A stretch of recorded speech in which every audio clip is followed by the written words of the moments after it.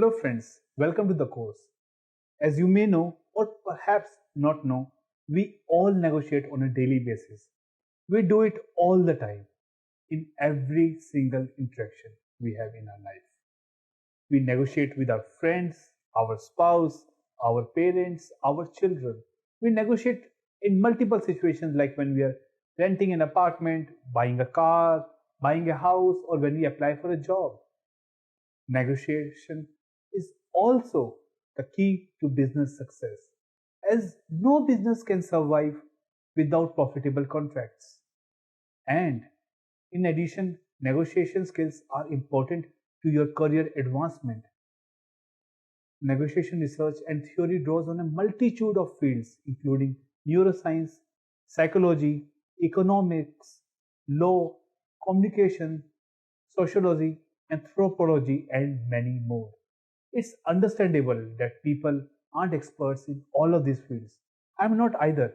Despite that, a fair number of us know a thing or two about most of them. And we have tons of practice negotiating since every one of us does it almost every day. Yet, most people are bad negotiators. I mean, terrible negotiators, just god awful. In fact, can you imagine that when tested on their negotiation skills, less than 4% of managers reach win win outcomes? Furthermore, the famous scientist Thomson in 1996 said that even when negotiators were privately in perfect agreement, they actually failed to realize it 50% of the time. Most people don't have the faintest clue about the theory behind negotiations or how to achieve a desirable outcome. With this in mind, I intend to educate people. My goal in this course is simple. I want to help you learn the strategies and skills that can lead to successful negotiations in your personal life and in business transactions. This course will help you improve your ability to negotiate successfully as a combination of three key elements: science, heart, that is your emotions, and the art of negotiation. Let me ask you three questions. How many times you said to yourself after an argument with someone, "Oh, I wish I could have said this instead of that"? How many times have you asked for something and you got nothing at all, while your friends always got what they wanted? How many times have you found out that your friend bought exactly the same thing as you, but they got a much better deal? If any of these has happened to you even once throughout your life, then please, I can assure you one thing from my side: you are not alone. Yes, you are not alone. But this needs to be addressed. And how will we do it? Well, no prizes for the correct answers. We will do it right here.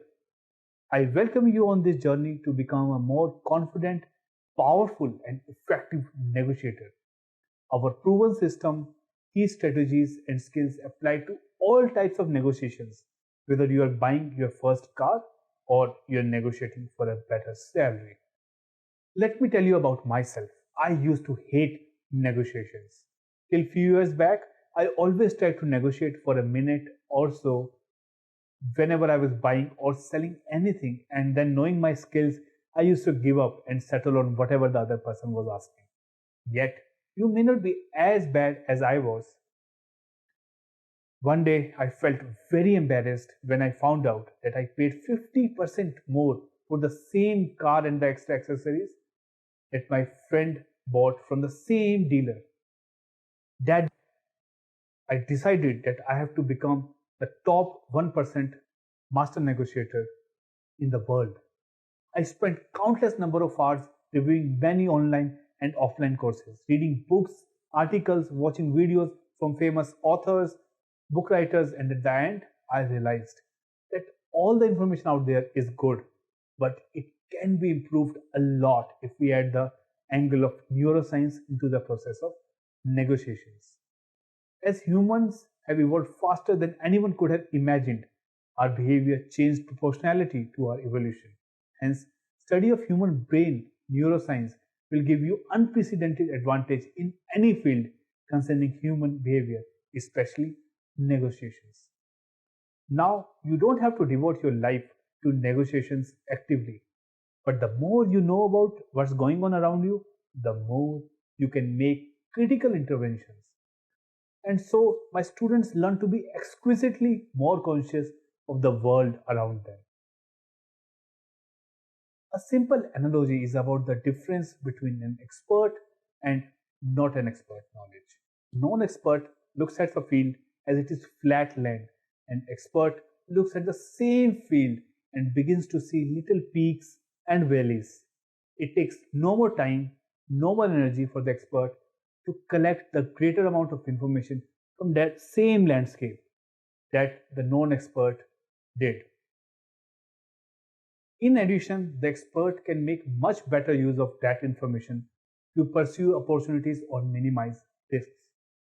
So what we're talking about is getting you to be much more conscious about the topography of your life and what's around you, because let's face it, you cannot avoid negotiations. They hit you in the face whether you like it or not, whether you are doing well or bad. If you're saying that you avoid negotiations, it implies that you stay in the sidelines and they get to score touchdowns all day long. And so you have to decide how much to use it. But once again, once you have it in your arsenal, you always say it. But before, it is invisible. One important thing to note is that even a most experienced negotiators are not able to get a great deal every single time, but they are able to get it most of the times. And that's crucial to know, to be able to have the confidence and the momentum and the ability to produce those deals that you are after, because at the end of the day, you're never going to get what you want 100% of the time. And it's perfectly fine. And I have to mention this. Some of what you will be hearing in this course may upset you, may surprise you, and it may get you angry. Believe it or not, it's completely normal. A lot of what we talk about goes against what's popular, against what you have heard, and in many cases against what you have always done. But my request is you keep an open mind. Try to absorb what is being taught before questioning it. Once you absorb and understands it, then you are free to analyze or question the content. What I can guarantee you from this course is that you will be provided with insights and tools which will enable you to be more naturally confident and more effective in your negotiating. So let's get started. I'm going to start out by sharing with you an exercise that I always do at seminars and at workshops or any live events that I do when discussing negotiation skills. And it's very fun-filled exercise. It gets everybody going, but it also proves a very important point. And so what I do is I ask participants to make pairs of two, and then I tell them that they are going to compete for $100. The instructions that I give them are very short and very easy. The first thing, each person have to choose a corner for themselves, and then all the pairs come to the middle of the room and try to push the other person to their corner. They get 1 point every time the partner comes to their corner. They will try to get as many points as possible with no regards for anyone else. Each point equals $10. And we want to see how many dollars each person can get. So what happens is I give them 30 seconds. So I will usually read these instructions out pretty quickly to them and say, go. And immediately they try to push each other. It is especially funny when it's a male and a female, because the guy's standard thinking is not only how do I do this without looking like a jerk, but without also being beaten. It's just a very fun exercise to do, but usually we see people are struggling back and forth. There is usually a lot of resistance during the game and someone usually overpowers the other person. And so, when it's done, we try to count who got how many dollars. And we find generally the winner has 3 or less points, and the loser has either 0 or 1 point. I never found the sum to be more than 4 points. After the exercise, we discuss how the outcome could have been more favorable for both of them. There are certain assumptions that we can get from these results. The first one is that we assume that it is a zero-sum game. In other words, you win or I win. If I win, you lose and vice versa. That's why we approach as adversaries, and hence the second that they come up and I tell them to lock hands and push each other to their corner, and I give them example of how to win a point, I never say you're going to be wrestling. I just said that you have to lock hands. They assume that they were going to be adversaries and that the exercise was going to be about overpowering the other person, and this restricts communication between the two. So rather than them talking about how each one of them can get more dollars, they both shut down communications and think about how to overpower the other person. This limits the optimal solution. So for instance, they could have just agreed to go flip-flop back and forth to both the corners as many times as possible, where they got many more dollars compared to the case when they worked against each other. There are few other options they could have chosen as well, such as they could have chosen the same corner. But the point is that they did not negotiate anything with each other. They assumed that it was going to be about who was more powerful, who had more control, and to get more dollars. So we want to make sure that whenever we are approaching negotiations, we should do it in the right mindset. The traditional method of approaching negotiations is generally in the wrong mindset. When we act as adversaries right out of the gate, act as a foreign conflict, as we have to overpower the person. So we want to make sure that we don't approach like we are going to wrestle other parties. Rather, think how can we sweeten the deal for both the sides. So as you will see in this course, approaching the negotiations with the wrestling mentality is not the way to reach an optimal solution, and in fact, it will likely lead to lose-lose scenario. Let me give you an example. Think about the most expensive cup of coffee you have ever purchased in your life. It can be any time, say when you were traveling overseas, or perhaps when you were right down the road in a local Starbucks, or even the cup that you may have had in one of the best resorts in the world. But anyways, I just want you to recall the figures on the bill telling you the cost of the coffee, because I can bet that you will never forget the most expensive coffee that you have ever purchased. Don't stare at me. Even I have never forgotten the most expensive coffee I have ever bought. Let me take you to that day when I had the most expensive coffee of my life. I remember I was having lunch with my wife on a warm afternoon, and all of a sudden I heard a knock on the front door. So I went to the front door, and imagine what did I discover? A man gave a stack of papers and just literally fled away. Going through the statements of the papers, it did not take me long to realize that I, along with my business, was going to be sued. I was very tensed. I called my best friend, said, "Hey, I got a lawsuit. I'm in deep trouble. What shall I do?" And not to my surprise, he replied, "Akshay, you don't have a choice. You will have to hire a lawyer." So that's what I exactly did.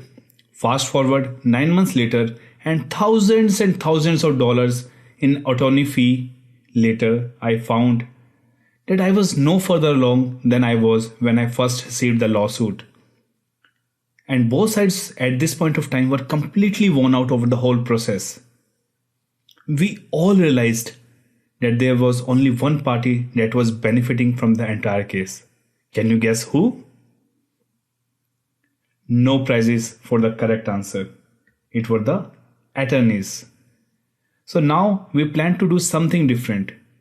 We all agreed to meet without our attorneys, get together, and try to figure out if we could discuss some options for settling the entire matter with consensus so that we all could just put it behind us and move on. So we met at a local coffee shop, and can you imagine, within an hour, we reached a solution that each one of us was satisfied with. However, it was not until I reached home that it really struck me what had actually happened. After I reached home, my wife asked me, "So Akshay, how did it go today?" And I said, "Hey, everything has got fine. We ultimately settled it." And that was when wisdom began to dawn on me with my wife's words. She said, "You know what?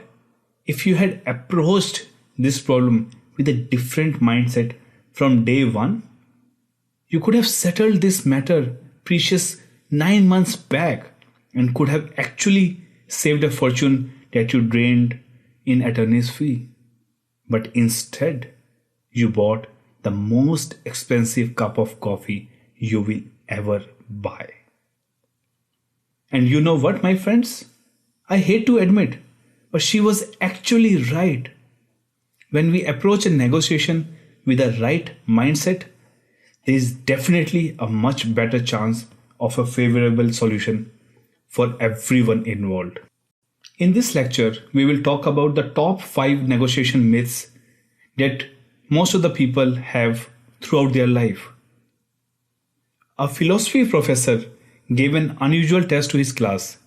He lifted his chair onto his desk and wrote on the board simply, "Prove that this chair does not exist."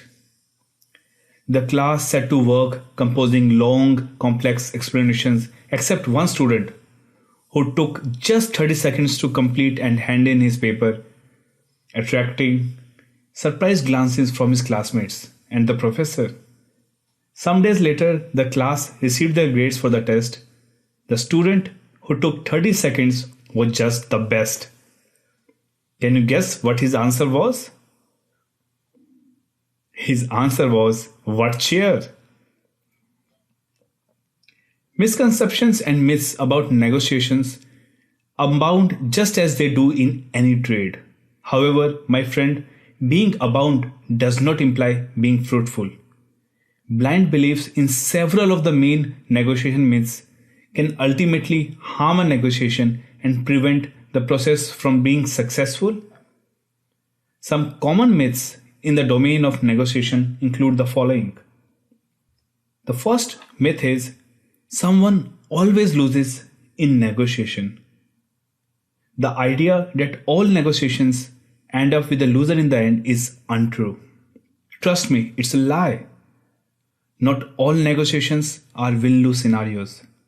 The best negotiations end as win-win situations where both parties feel as though they have come out of it with an agreement they are pleased with. A negotiation is not a game to be won, but rather it's a process in which both parties engage to achieve individually desired goals or outcomes. The second myth is you need to be aggressive. Again, the idea that negotiations are fights where one party will prevail over the other is just plain wrong. Negotiation is about persuasion and not about arguing. The best negotiators are those who communicate effectively. If you are argumentative and aggressive, people may find it difficult to do business with you. It is often easier for parties to agree with someone they find personable and agreeable. While you don't want to be too soft and make it easy for the other party to have an unfair advantage in the negotiation, you also don't want to be too hard either, as they may cause someone to resist concessions simply because he or she is put off by your personality. Do you really believe you will get anything out of a heated negotiation other than a negative experience? I don't think so. The third myth is good negotiators are born, not made. We have all heard this myth, yet it is really or perhaps never true. Negotiation is a learned skill. Most excellent negotiators become superior by practicing and getting feedback on their skills.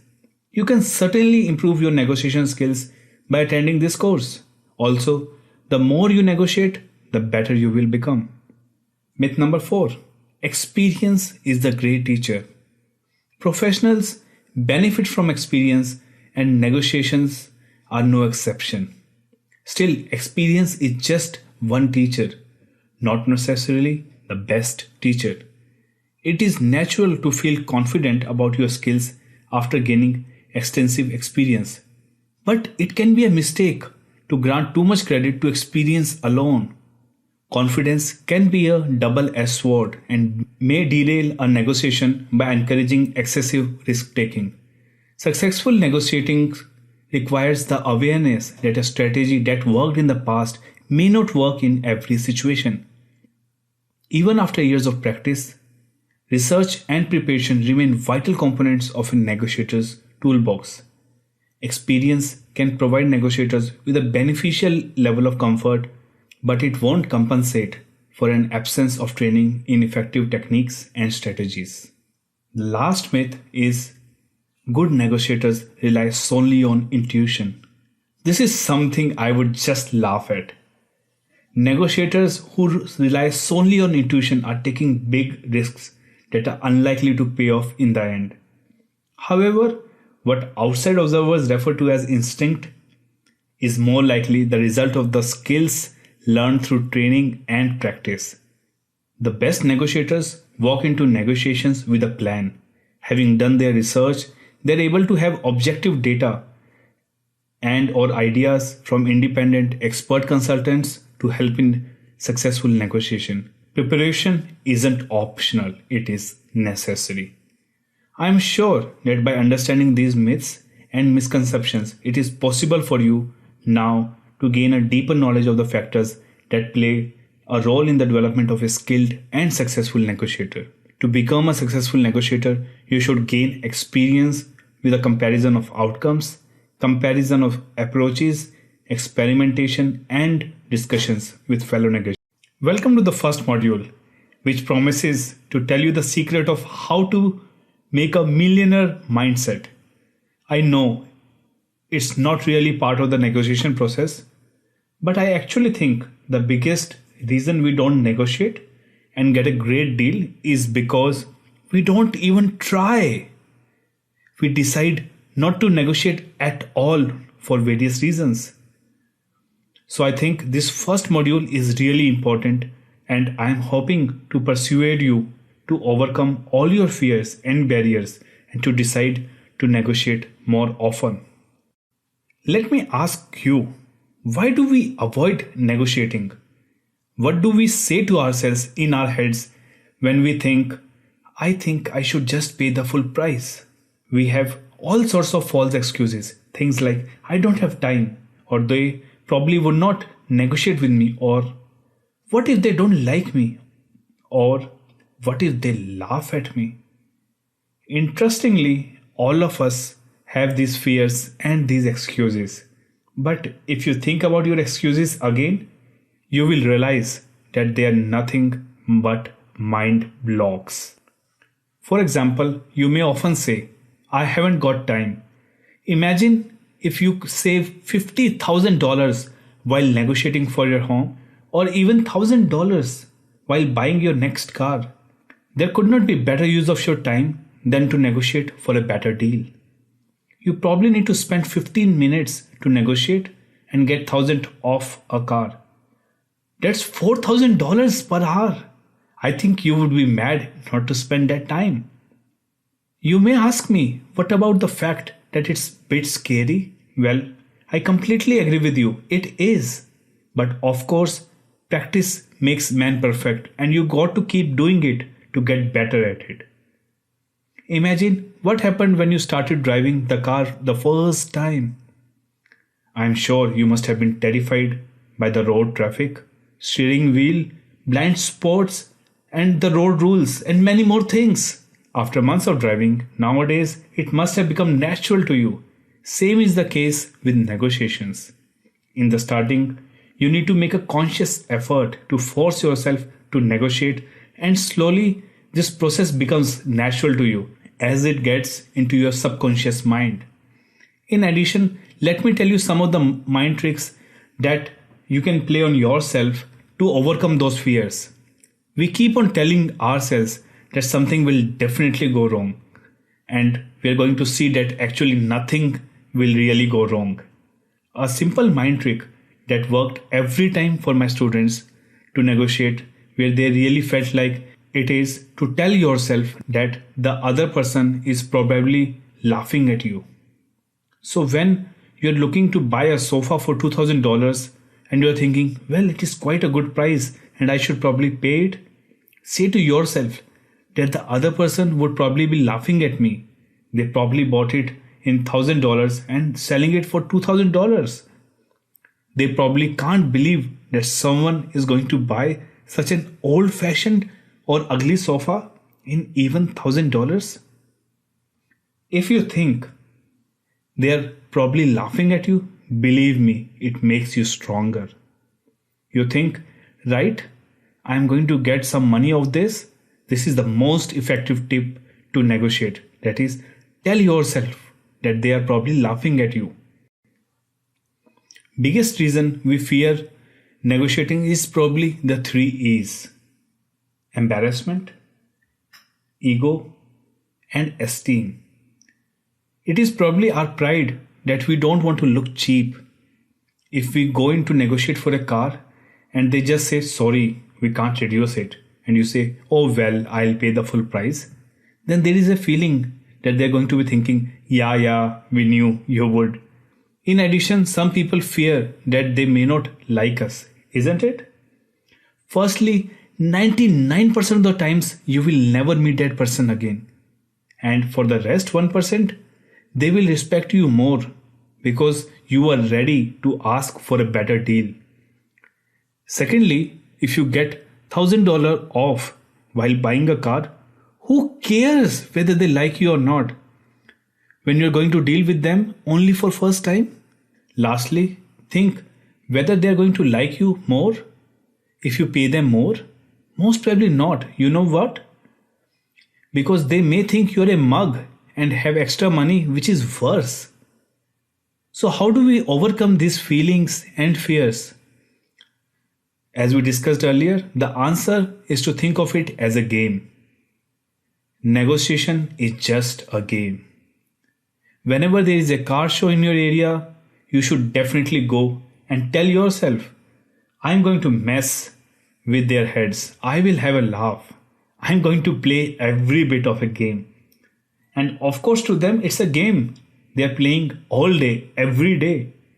So if you play the game back, it's absolutely fine. It's just game on.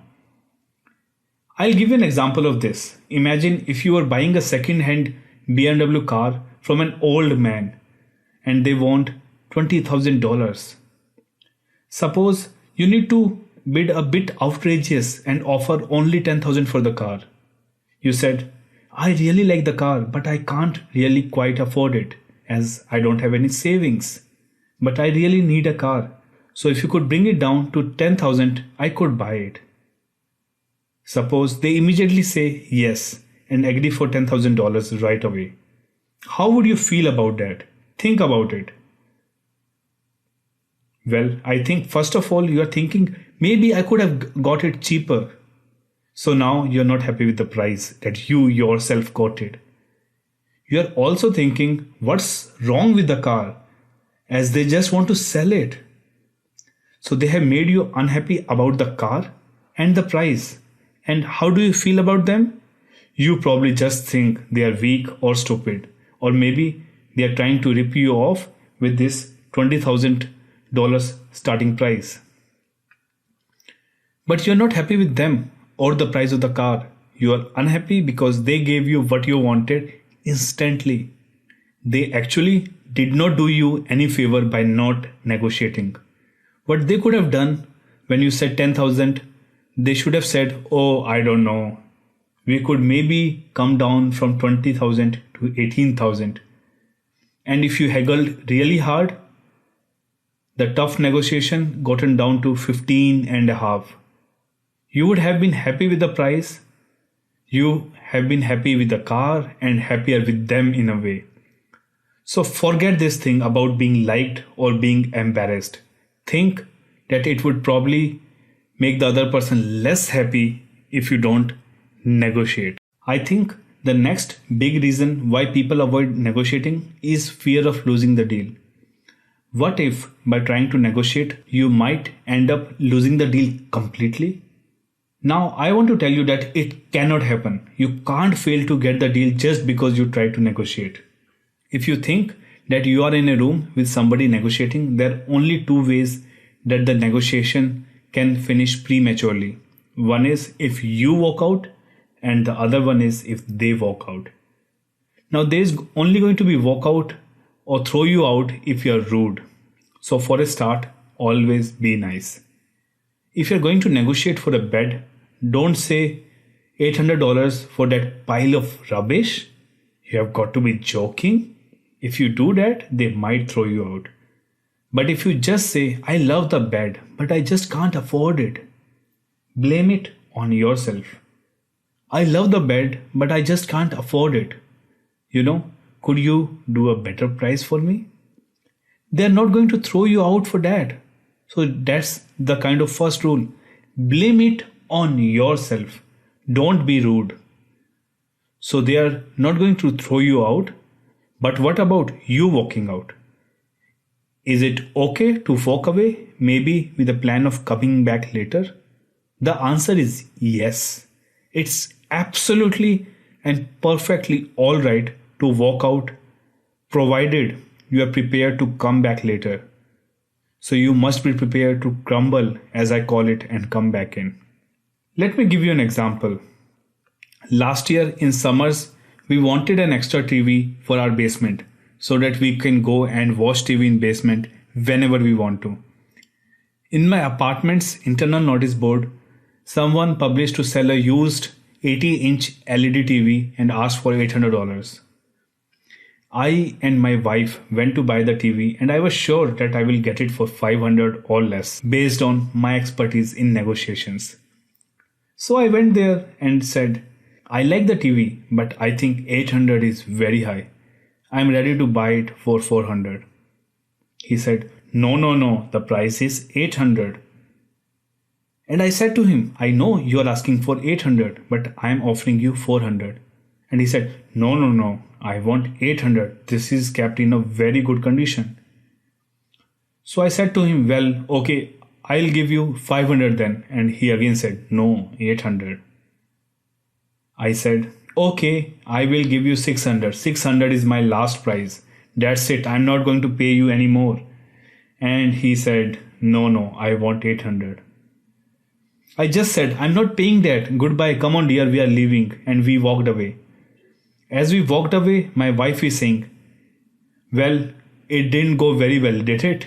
And I said, oh, don't worry. This is common. He will come running after us. So we walked away. We kind of went outside the door. We waited and we waited. After 2 minutes, we realized, obviously, he wasn't going to come. I watched and thought, I will give him a bit longer. And it became clear he wasn't going to come. And this is a problem. I mean, sometimes they do come after you, but sometimes they don't. So I was thinking, what shall I do? Finally, I came with a cunning plan that I will ask my friend to come to him tomorrow and buy it from him for me. So we went back home and called my friend, but he said, it is me who has done this and I have to take care of it. So the next day I went back to the same person. He recognized me immediately as soon as he opened the door and greeted me. Oh, hello again, Akshay. Welcome back. You wanted the TV, right? Please give me $800. It was completely humiliating. And so I had to buy them for the asking price. Now, why do I want to tell you this story? Well, I am telling you the story because what I should have done is I should have immediately gone back from the door, not leave it a day and go back in disguise, but just immediately, just go back and say, I will go on you. You are too good for me to find someone else. In some other situations, we can even say that I have had a phone call to my bank and I have arranged to extend my overdraft or whatever the story is. such as I have consulted my boss and I have decided that I'm going to spend the extra dollars. I can afford it now. What's going to happen when I go back and buy them? He's not going to go on a ha ha ha, you're buying from me. The worst he's going to say is, yeah, this is the best TV you can ever find. And I'm going to go, yes, it is. And so basically crumble and make him happy. Once you realize you have always got that option of going back, you have got nothing to lose. And suppose you have to crumble half the time. During the other half of your negotiations, you ended up getting a fantastic bargain. You're still way ahead of where you would have been if you just never even tried. So once you realize that crumbling is an option and that it's not going to matter, you're still going to get that TV whatever happens. It's brilliant, and once you realize that crumbling doesn't really have to affect your pride, it's just a game. You've got nothing to lose. So always try negotiating. Either you will get a bargain or you will have to crumble, in which case it won't matter. So you can always crumble. My next example of when you might not negotiate but you should is what I call the third option. So instead of reluctantly saying yes to something you don't really want to do, or instead of rather unwillingly saying no, why not negotiate? You have always got that middle option between yes and no, that is to negotiate. So here is an example. Let's say a person calls you and asks you to work at a place which is far away from your home and your preference is to work closer to your home. The easiest option is to just say no or I will come, but then always remember that there is this third option available. Why not just quote the much higher price? So there is always a way that you can negotiate, and instead of reluctantly saying yes or unwillingly saying no, never forget that there is this third option to negotiate. Never ever think that there is no wiggle room. There is no room for negotiation. Always ask for a better deal and try to negotiate. You never know when would you be able to get a better deal. I remember when I was returning from Brazil back home and wanted to gift my wife an exquisite perfume. I visited the custom-free shop and looked for a perfume. After I finalized a bottle of perfume, I looked around for any customer care executives because I wanted to ask them for a discount. After a couple of minutes, I saw an executive and called her for help. I spoke to her and asked her whether she would be able to give me a discount on this bottle of perfume. She said, no, that is not possible. But I insisted. She said, okay, I will give you a small bag as a complimentary gift. I thought something is better than nothing. Anyway, I have to purchase it, and I accepted. She packed the perfume with the bag. The bag was sealed because of customs duty, so I could not see what she has packed. As soon as I cleared customs back in India after my landing, I opened the seal as I was very curious. I found out that it was a small Gucci bag. After going back home, I checked on internet and found out that it was $80 Gucci bag.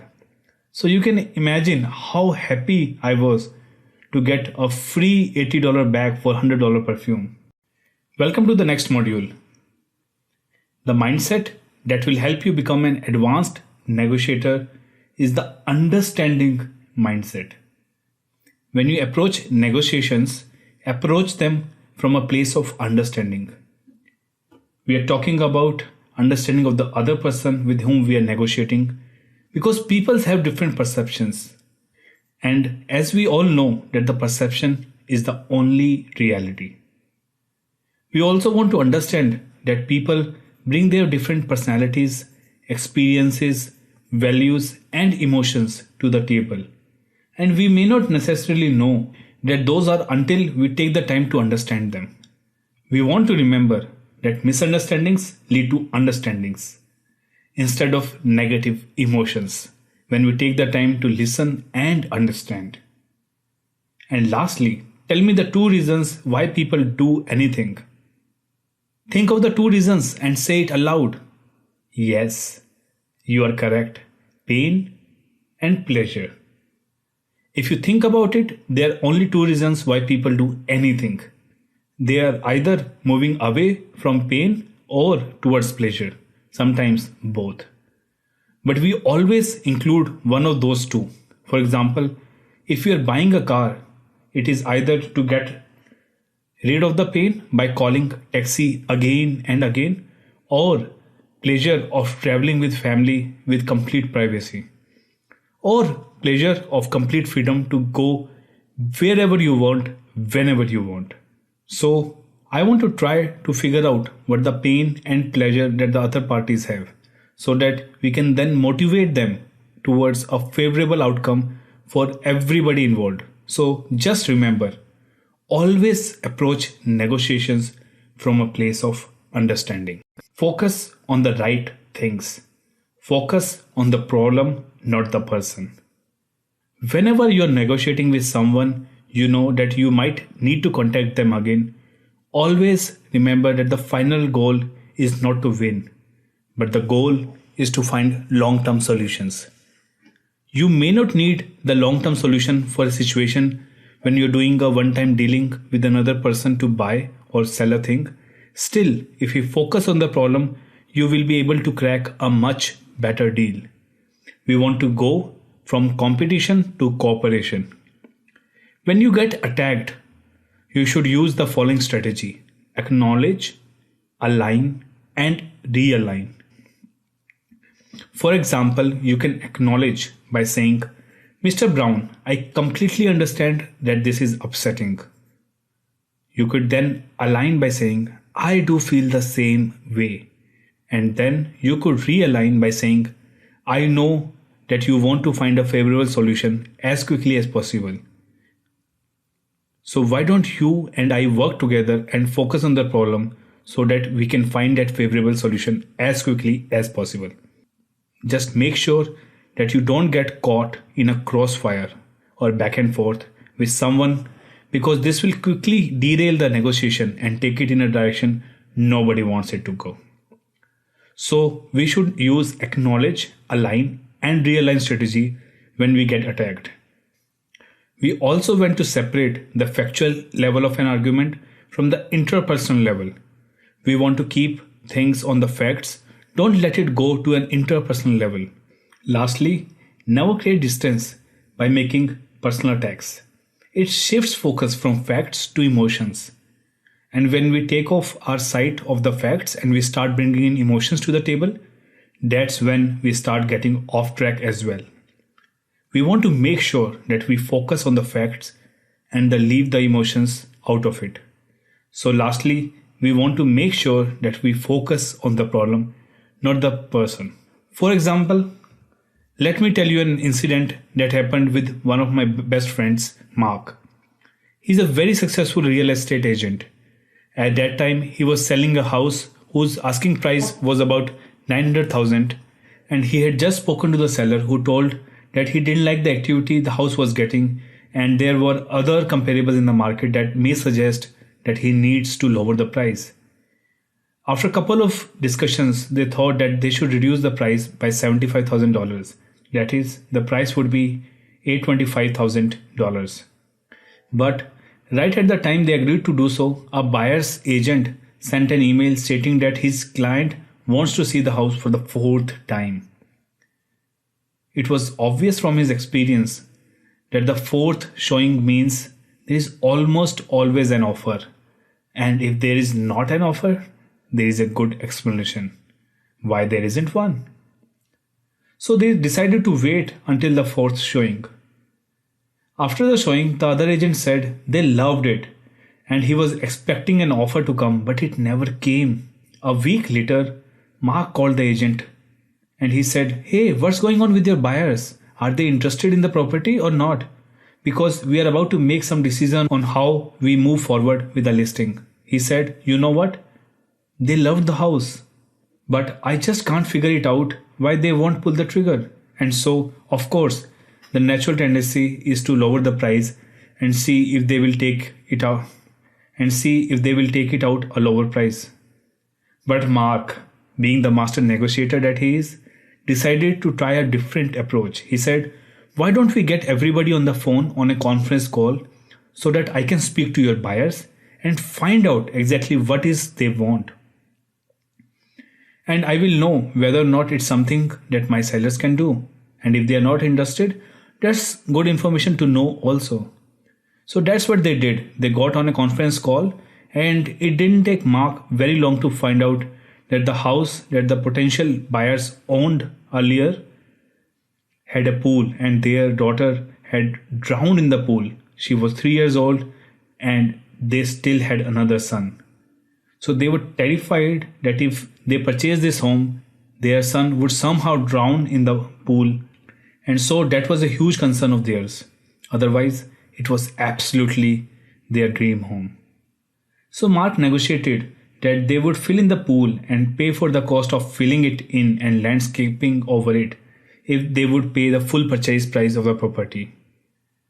And they agreed to do it. So rather than reducing the price of $75,000, Mark was able to have the pool filled and landscaped over for $25,000, saving his sellers a lot of their equity and getting the buyers at the same time their dream home without the concern that they had with the pool. Mark was able to get to the real motivating factor. Mark was able to get to the real motivating factor and find a solution that was favorable for all parties. Focus on emotional intelligence. Emotional intelligence is basically the ability to identify, assess, and control emotions of ourselves, of others, and of groups, and make sure that we don't respond emotionally. And when others do respond emotionally, we can have the emotional intelligence to use, acknowledge, align, and realign strategy that we discussed before to bring the negotiation back on track. And we just want to remember, it's not about you, it's about them when there is an emotional reaction during the negotiation. It is likely that it is just a symptom of a misunderstanding. We want to use emotional intelligence to manage and leverage the negotiation. We can use that actually to create a level playing field. So even if you are negotiating with someone who knows more about the subject matter, or who maybe has more experience in that particular field, or may even have more knowledge than you do, the fact that you are approaching this with emotional intelligence actually helps to level the playing field. You can have all the knowledge and intelligence in the world, but if you don't know how to communicate with people, you don't know how to control your emotions and have emotional intelligence, then you're not going to get anywhere as far as someone that can come in with very strong emotional intelligence skills that can conduct themselves properly. So you want to use this to leverage the playing field, but either way, you want to make sure that you focus on developing strong emotional intelligence. The next negotiation focus we are going to talk about is focus on interests, not positions. Positions are the what, whereas interests are the why. That is, stated positions are what one party in a negotiation says it wants, and underlying interests are what that party really wants. Positions are demands, terms, conditions, and interests are motivations, needs, fears, concerns, aspirations. Getting to the why is basically what we are talking about here. So when somebody gives you a position, the first thing you want to do is to find out the why behind the position that will tell you the interest. For example, as discussed earlier, if you are selling a condominium with a pool and the other person's position may be that they are not going to buy it, but their interest may be that they are afraid of their child getting drowned in the pool. The position would have led to a price reduction, but if you could understand and focus on the interest, you can offer them to fill up the pool without having to reduce the price. That lead to a favorable outcome for everybody involved. So before searching for solutions, find the interests. A good way to visualize this is ripple versus the reason. For example, if you throw a rock into a pond, it creates ripples across the surface. So let's relate this to a real estate transaction. The ripple was that they weren't going to make an offer. That's the position or the what. The reason, however, was their fear of their child getting drowned in the pool. Thus, the interest or the why. So remember the ripple versus the reason. Never focus on the ripple or the positions. Always focus on the reason or the interest. As discussed in the last lecture, most of the times people only see the tip of the iceberg. They only negotiate for the money, goods, and services and never discuss the hidden satisfiers. However, the other party wants things that are not stated out loud. He or she wants to feel good about himself or herself, wants to avoid being boxed into a corner, wants to avoid future troubles and risks, wants to work easier and not harder, wants to be listened to, wants to be treated nicely, wants to be liked, wants power, wants to be thought of as honest, fair, kind, and responsible, wants to finish the negotiations and move on to the other things. So always remember to take care of these hidden satisfiers. They go a long way to get you better deal in negotiations. Always remember the quote from William Shakespeare. He is well paid who is well satisfied. Focus on the right things. Focus on options before solutions. You always want to discuss options before you discuss any solutions. And you always want to discuss options without commitments. Now, this is a great way to get options brought to the table that other parties won't normally agree to because they think they're committing to something. Make it known that you're going to discuss options and everyone can bring options to the table that no one is making commitments to. They're simply brought to the table so that they can be discussed. You're going to find a more favorable solution the more options you are able to bring to the table, and a great way to make everybody comfortable with that is to just lay out that there are no commitments in discussing these options. Instead of one-sided proposals, be open to discussing all kinds of solutions. So even if the other parties are bringing some options on the table that you know you're not going to agree to, allow it to be discussed because you never know what could come out of that discussion or what you may realize or understand in terms of their interest. So always be open to discussing all kinds of solutions. Then all you have to do is eliminate the options that aren't agreeable. So if you find options that are out there that no one agrees to, obviously those are the first ones that are going to get eliminated. And you can start to see progress of eliminating down to some of the more favorable solutions that are left. Think of it in two distinct phases. First, you want to outline the potential solutions, then and only then you agree on something. Just make sure that you focus on options before solutions. The next negotiation strategy is simply to listen. Now I know that this sounds elementary and sounds like it should be common sense, but you would be surprised about how many people approach negotiations without taking the time to actually listen. And this will affect our understanding. But we talked about other strategies. It will affect our ability to discover interest instead of focusing on positions. It will affect our ability to discuss options before we start talking about solutions. So we want to make sure that we really take the time to listen. Negotiation is all about communication. So we want to make sure that we listen up. Most conflicts and problems can simply be avoided by listening what the other parties are truly saying, not what they are trying to tell you on the surface. Remember the ripple versus the reason. We want to listen for the actual reasons, that is the interests that people have in the actual negotiations. We know that misunderstandings and knowledge gaps will often lead to arguments. Better communication can help avoid these problems. Don't just hear what you want to hear. Actively listen to what they are truly saying. Always seek first to understand, then to be understood. And this is a key fact. We really do want to take the time to understand the other party first before we try to make them understand where are we coming from. So we want to focus on being really good listeners during the negotiation. We come to the planning phase, and I think planning might be the most important part of negotiating. There are really important things that you need to plan before you even start thinking about talking to the other person. In negotiations, fortune favors the prepared.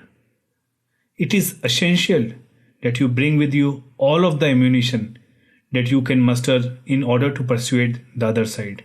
Gaining information or finding what other party hidden interests are not only increases your power and allows you to better defend your own interest, it is also an essential step in finding a better deal for both parties. Unfortunately, this is one of the most easily gained advantages anyone can have, and curiously, the most overlooked.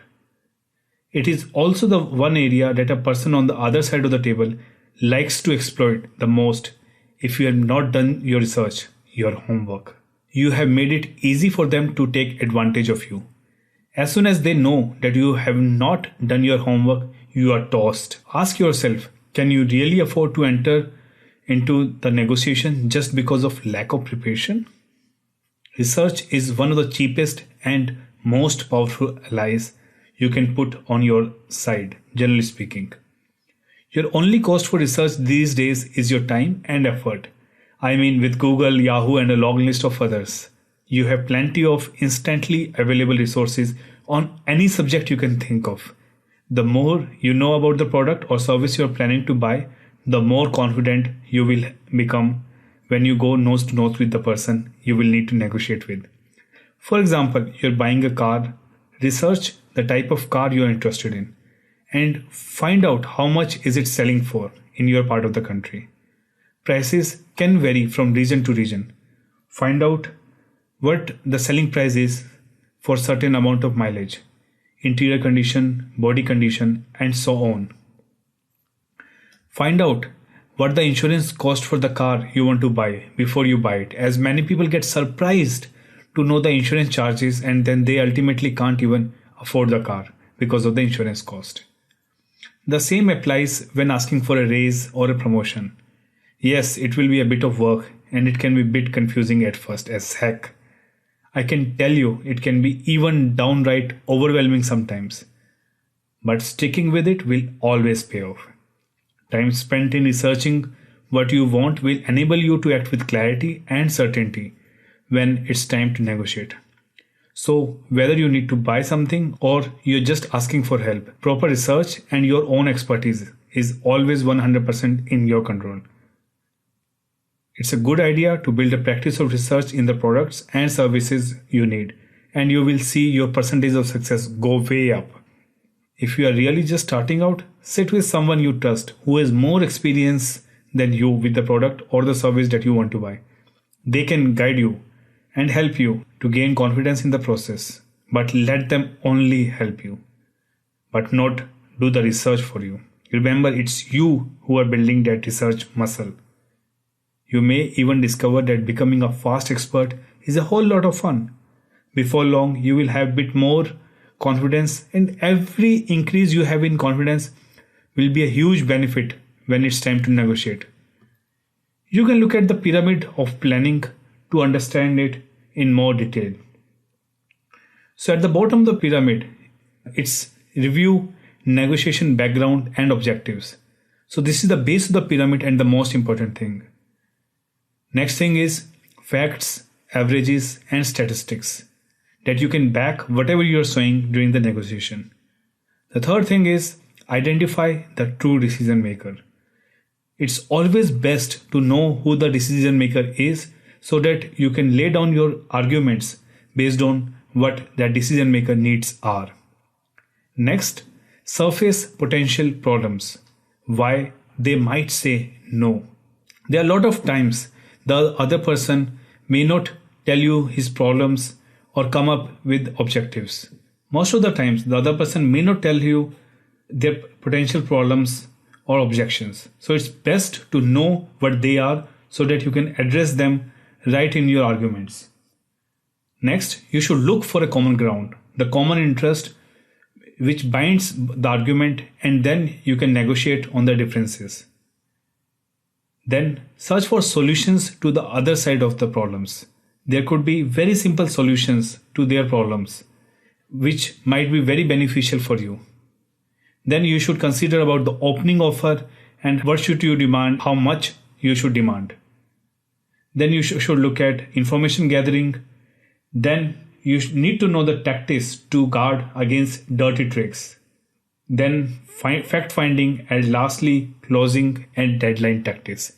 These all things will help you plan better and strongly.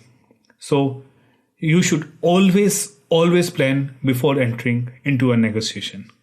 Now let's talk about the rule number 1 for planning.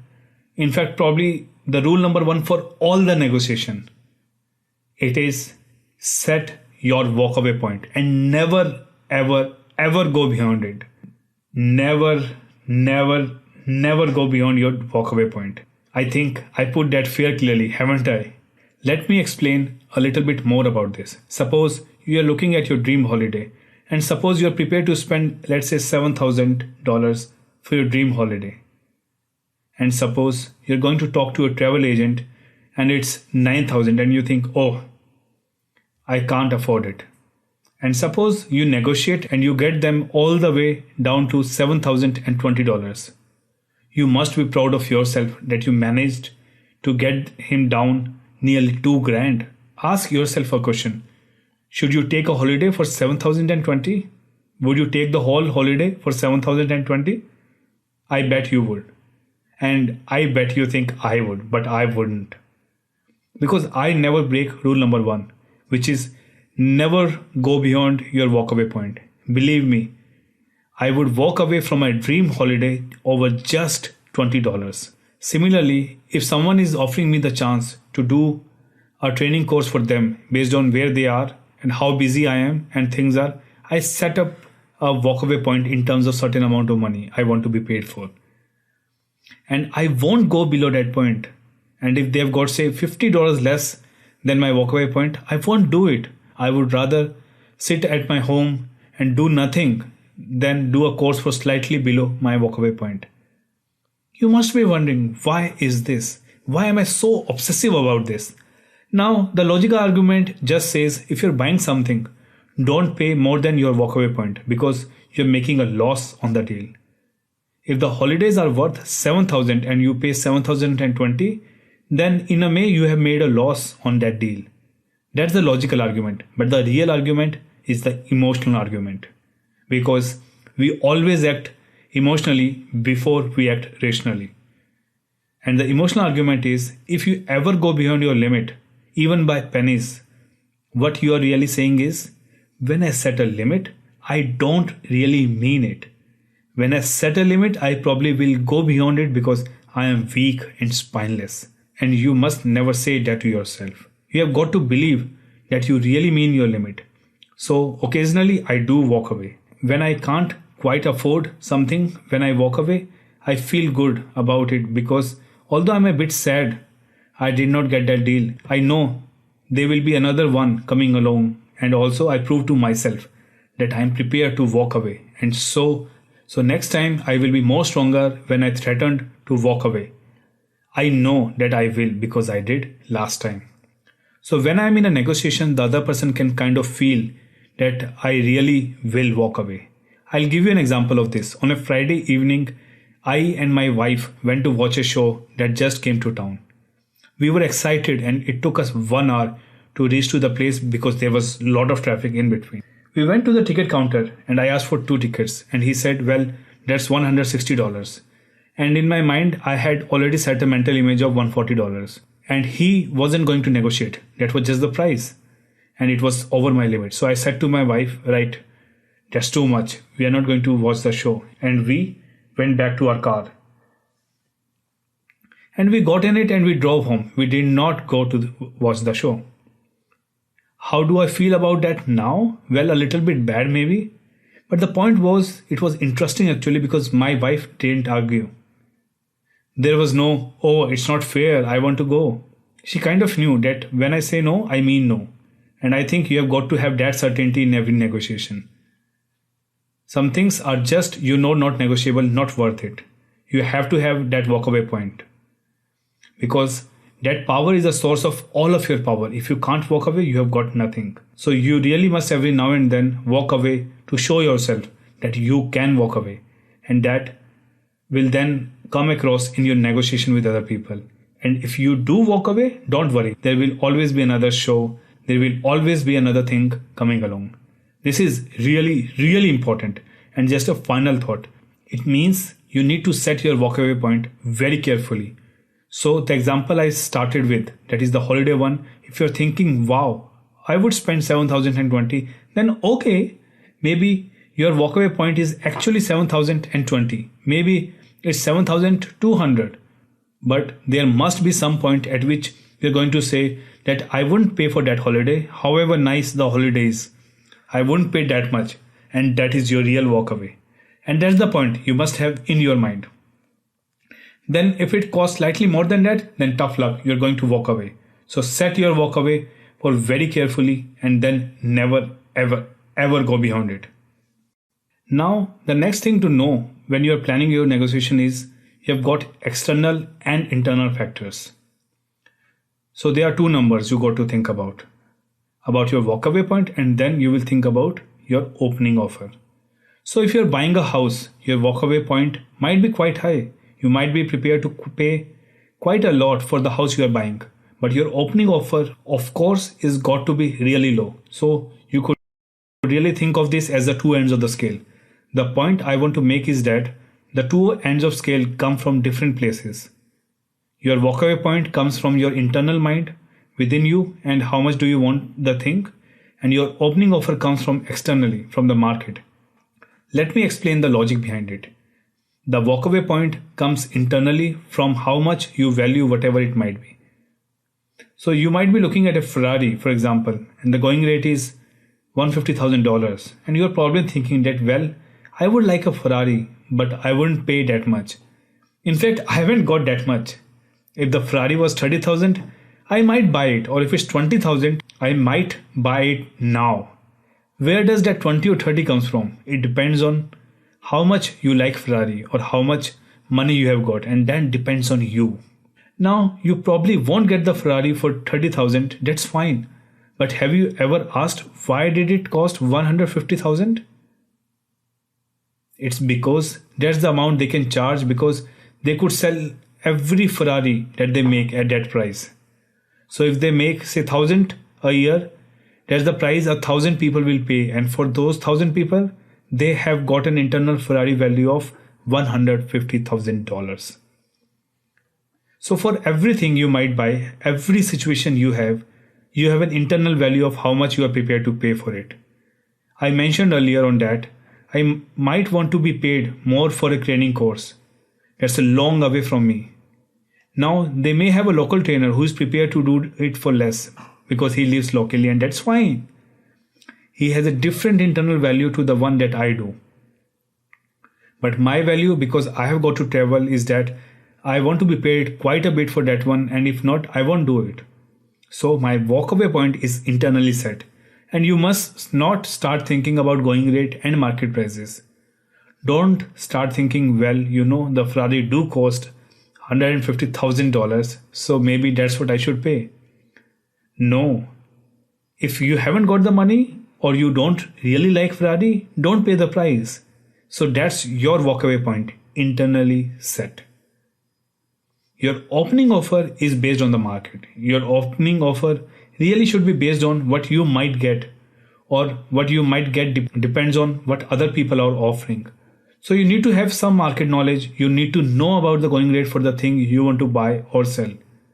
And the reason I want to make this distinction really clear is that you must not start letting the market and the going rate affect your walkaway point. Yet it affects your opening offer, but it does not affect your walkaway point, as that must be totally internally generated, and I would recommend generating it before you even look at the going rate. So if you're looking at a house or a holiday or item of clothing, decide how much you think it's worth, how much you would be prepared to pay before you even ask the price. And if the price is higher, well, they're going to have to come to lower price. And if they won't come down, you're not going to buy it, and that's fine. But don't let the going rates start to influence your walkaway point. A subtle but an important Now, the final thing to prepare is to think about the other person's weaknesses. And the reason we do that is to make ourselves feel stronger. I have already mentioned about having some strength from your ability to walk away. But the other bit of your strength comes from thinking about the other person's point of view. What we tend to do is we tend to develop hugely on our weaknesses. So when you are buying a house, you think, oh, at last I found my dream house. I've got to have this one. I've looked at a lot of houses and I can't think any others that I like. And it does seem very cheap. We have got all these weaknesses that make us think, I'll just pay the full amount. But what you must do is you must focus on the other person's weaknesses and think, I bet they are desperate to sell this house. I bet it's been on the market for ages. They have had nobody looking at it. Maybe they can't afford the mortgage. They are desperate to sell it. Maybe they get somewhere else to move to and they just want to get short of this one. Maybe there are things wrong with it. You speculate on what weaknesses the other person might have. When you're buying your dream holiday, you think to yourself, I bet they are making a huge profit on this holiday. They are probably laughing at me for the price of this holiday. They probably haven't sold anything for a week and they are desperate to make a sale. They are probably selling all the holiday except this one. It has got lots of empty places and then you start to feel stronger. So the big thing is to Okay, so we have come to the next section. This section is about opening offer. And having done your preparation, when you actually come face to face with the person you're going to negotiate with, and by the way, it might be over the phone or by email, but I would strongly recommend face to face if you can. The first crunch point is what your opening offer is going to be. And so in this section, I'm going to tell you about how to plan and how to make your opening offer. Now, my first rule of opening is don't open first. Avoid opening if you can. Now, obviously, if you're selling quite often, you have to just publish a price. Although when I am selling, I sometimes do avoid it. I sometimes say to the customer, do you have a budget? Or if they say, how much is a training course? I might say, well, depends what you want to spend. We can do 1 day, 2 days, or just half a day. If you give me an idea of roughly how much you're going to spend, I will design something for you. And that's the way of getting them to open first. But why should you try to get the other person to open first? The answer is because it might be a good news. If it's bad news, then you just have to negotiate with them. But it might be good news. I'll give you an example for this. When we recently moved to US, we wanted an ergonomic office chair for our home. In the market, such chairs were very expensive. They used to sell for minimum $150 to $200. I didn't want to purchase it at that price as I don't think it was worth $150. One day, my wife told me that she visited her friend and on their notice board, someone is selling the chair. I asked her, how much is it? And she said, it doesn't say, it just says ergonomic chair for sale in perfect condition. So as we discussed before, rule number 1, set your limit. So we decided that $150 is a new chair. We would pay up to $80 for the chair. But I told my wife that try to get her to open first rather than offering her $60 or so. Try to get her to open first. So my wife went to see the lady and asked her the price.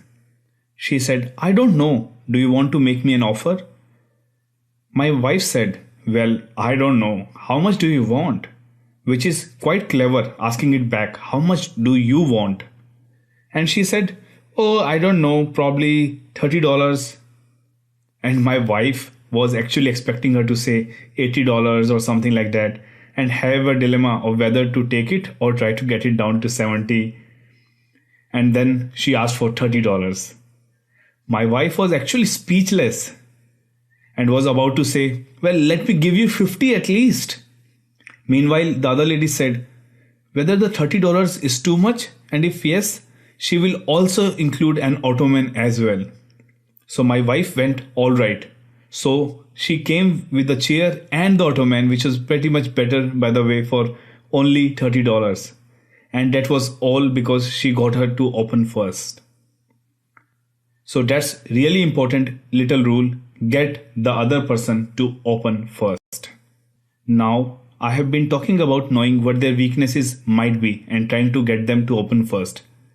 And both of these come together at the beginning of the opening phase.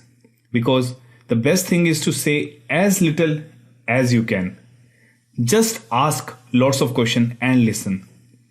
Sometimes you will be in situations where the other side is not clear on their own interests. In that case, look at the situation from their perspective and ask questions. If you are wondering what all to ask, then don't worry, I am here for your rescue. Here is a list, although not exhaustive, yet helpful for you to make a start. Ask about them. Ask about their hopes and dreams. Ask what they will do after the negotiation is over. Ask how the results of the negotiations will be used. Ask how you can deal with any issues that are not part of the negotiation. Well, it may differ based on your own case, but yes, these are the things that you can keep in mind while framing your own questions. So after lots of questions, try to get them open the first offer. Ask them about budgets and previous suppliers and what their costs are, whatever it might be. And try to also find out what their weaknesses are. Ask them if they have got a time limit or have they looked at someone else. And if they say, well, no, we can't find anyone else, then that makes you stronger. So when you're buying or selling, you're going to ask them as much as you can about what they have been doing and what other options they have looked at. And it's amazing how honest people are, that they often tell you that we are selling this house and we have no interest at all in it.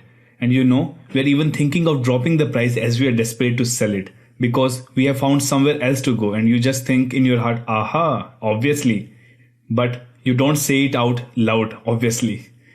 So you could find all these things out. So lots of questioning, lots of listening. You don't want to be saying too much. You don't want to go in there and say, oh, we love this house. We have looked at lots. But this is easily the best, because then you're just giving away power, aren't you? So go in and just quietly ask them lots of questions. Give away as little information as you can. Now, if you're up against a professional negotiator, they will be doing the same thing. You're going to just get lots of silence. But don't be worried by that.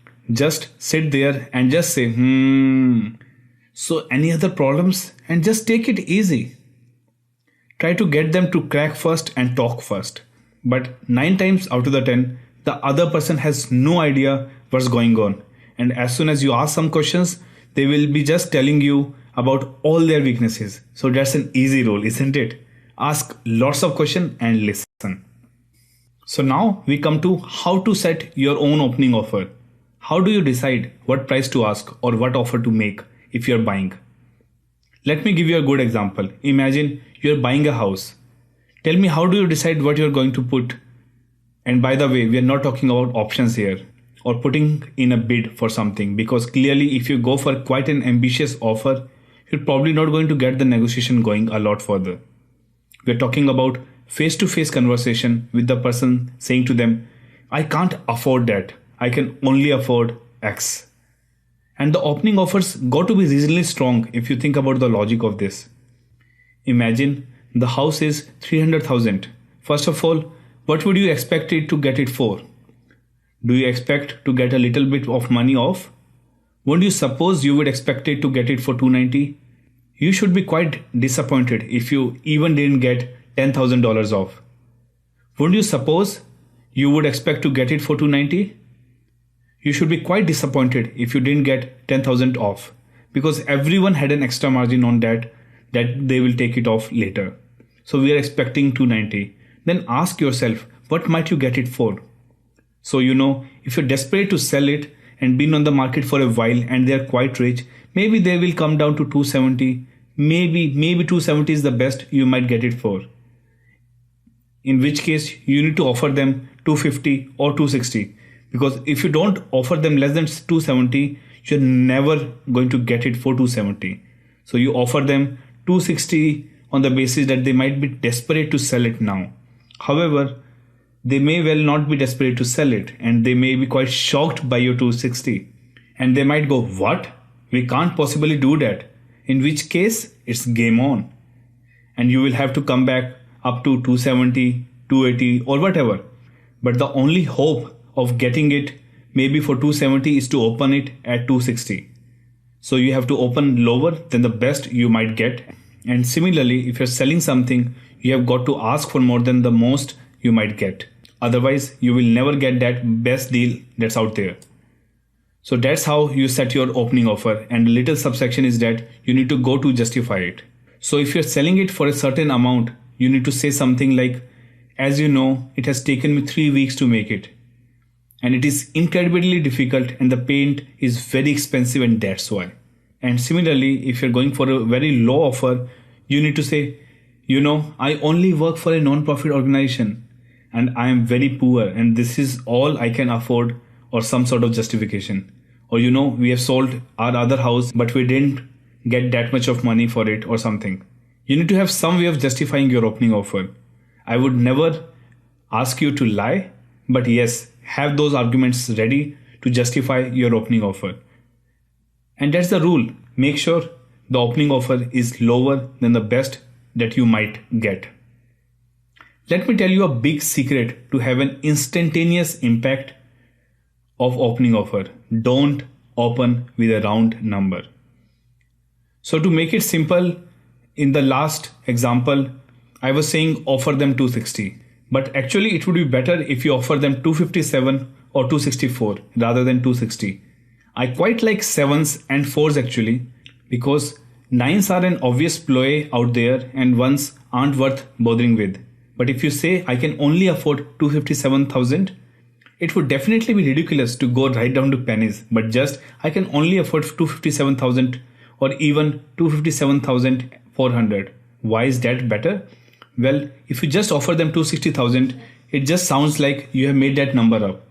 But if you go for 257, it sounds like you have really thought about it, or you have very accurately valued that house.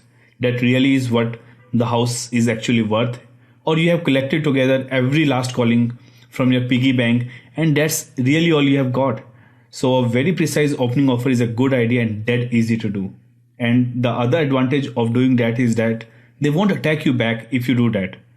So if you quote a price of something, you make it an unusual offer. They're more likely to accept it and just think, "Oh, okay," because he has got a reason for that accurate offer. And I told this to one of my students on a course recently and he said to me he has started to do this and he has started quoting unusual prices and no one ever questioned the price. No one ever tries to negotiate, whereas before he would always be haggling down by a certain amount. So this alone has doubled his profit margin as he asked for 10% profit margin rather than 5%. And they just paid its price. So that's really simple rule. Don't open with the round number. Now, the next thing to know that with opening offers is something called the flinch. You can probably imagine what flinch is. The flinch is the person's reaction when the other person opens. A flinch is a visible negative physical action that sends an emotional message to communicate a shock, dismay, or disbelief at what you just heard. It's intended to lower the expectations of the other party. Flinching means you respond by stimulating "What?" or "You must be kidding," or flinch facial expressions. You must appear shocked and surprised that they could be bold enough to provide you with such a request. Body language can convey a message that is more effective than verbal communication. Based on the research, 55% versus 45%. So you can use flinch followed by a sigh, "Oh," and then a period of silence can exert other side feel that the offer is unacceptable. It is a way of saying, "I thought we might go to get a deal, but we are just never going to get a deal on that." It makes other person a little droopy and depressed, and that's the flinch. Now you might think that it is a kind of a play acting, and it is really. The thing is, if you don't do a flinch when they come out with their price, and you don't look shocked, And if you just go, oh dear, I was hoping it would be a bit cheaper than that, they are going to be picking up the vibe that actually you're not that unhappy, and therefore they're not going to come down in price. So you have got to do, really? I can't believe it. And you have got to do a flinch. Otherwise, you weren't there to get them to move. Similarly, have a look at them when you do your opening offer. When you say to them, the price is going to be this if you're selling, or if you're buying and you say, well, I can only afford this. Have a look at them and see if they flinch. Look them in eye and say, I can only afford 2000 and I'm afraid. And have a look at them and see if they flinch. And if they go, really? Oh well, I was hoping for more than that. Then you know that actually that they are not that unhappy. And if they are not that unhappy, you should then dig in and not move. Just stick to your 2000. If they look really unhappy and say, what? I can't possibly sell it at that price, then it's great. It means you have done it about right. They have been shaken by it, and then, yes, you will have to come up from your opening offer. But that's game on. So don't be freaked out by them if they flinch. It's good if they flinch. In fact, if anything, it's bad if they don't. And if they don't, then remember, don't move from your opening offer. So that's the flinch. You need to do one, and you need to make sure that they do one. Some might think that this tactic is very obvious and unproductive until we realize how effective it was when someone used it with us. Failing to act surprised when price or conditions are mentioned could encourage the counterpart to take advantage of you.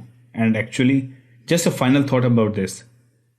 Some people think in poker it's all about not reacting, and that negotiating might be like that, and therefore you shouldn't react. But actually in negotiating, you must react. You must look unhappy with your opening offer. Don't send a signal that you are happy. And actually even in poker, sometimes it's better to react. Because if you never react, then it's very hard to cover the little tiny signs that you are unhappy or not the little micro tells. So it's better to look very happy or very unhappy randomly. Either you are playing poker or negotiating. They're a bit like that, but the main rule is always look unhappy when they put down their opening offer. Don't want them to think you're happy. Now let me also talk about the counter tactic. How to react when someone is playing a flinch on you. Is there no way out? Well, my friend, you will be happy to know there is. And I'm going to tell you that trick as well. When someone uses a flinch tactic on you, you have to defend your product, service, or the conditions on its own merit. Many people flinch because they lack knowledge of your product or the price. So don't just give concessions until you have a solid understanding of why the person flinched. Inexperienced negotiators tend to give up too much too soon. Ask yourself, do you want to come across as inexperienced?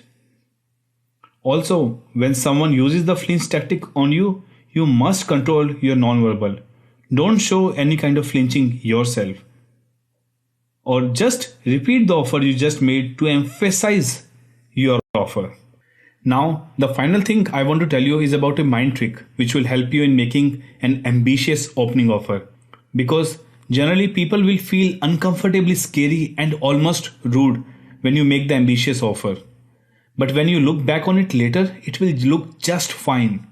So you must tell yourself when you're doing your opening offer that later when you look back on it, it will look fine.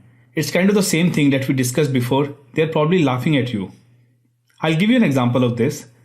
Couple of years ago, I used to live in Hong Kong. One day, I thought it would be good to have a big painting in my living room. After a week or so, as I was going to work, I noticed the perfect painting in a small shop which used to sell used items. So on my back home, I went to the shop. I was wearing my suit. Now I already kind of make a mistake, haven't I, with my leather suit and my leather bag? But at least I did one good thing before I went in. Rule number 1. What was the rule number 1 again? Try to recall it.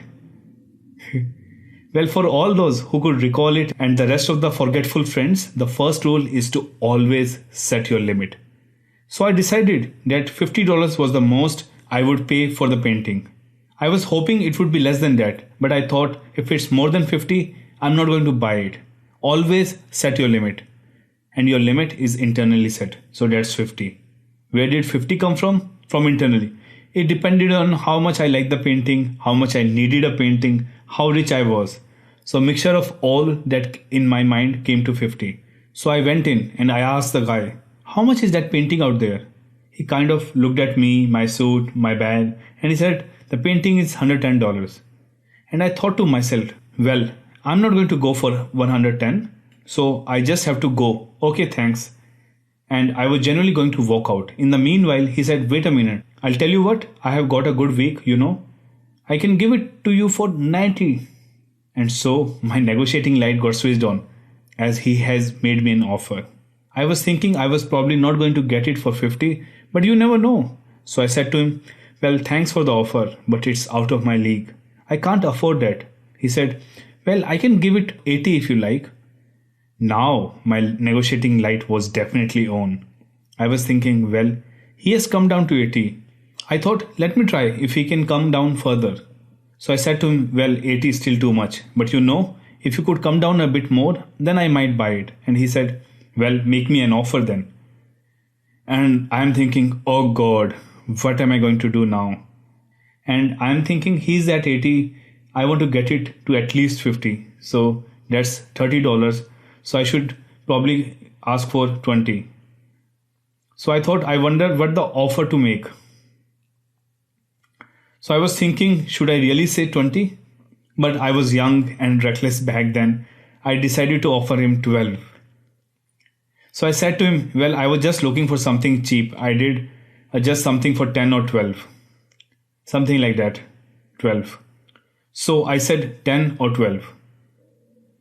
And what do you think happened? He laughed at me, but he did not throw me out of the shop. He just said, you must be joking. You can't get a decent painting for $12. You got to be mad. And he said, right, I'll tell you, I'm good for 60 though. I could come down to 60. And I'm thinking, well, he hasn't thrown me out. And I'm thinking, it is just a game. He hasn't thrown me out.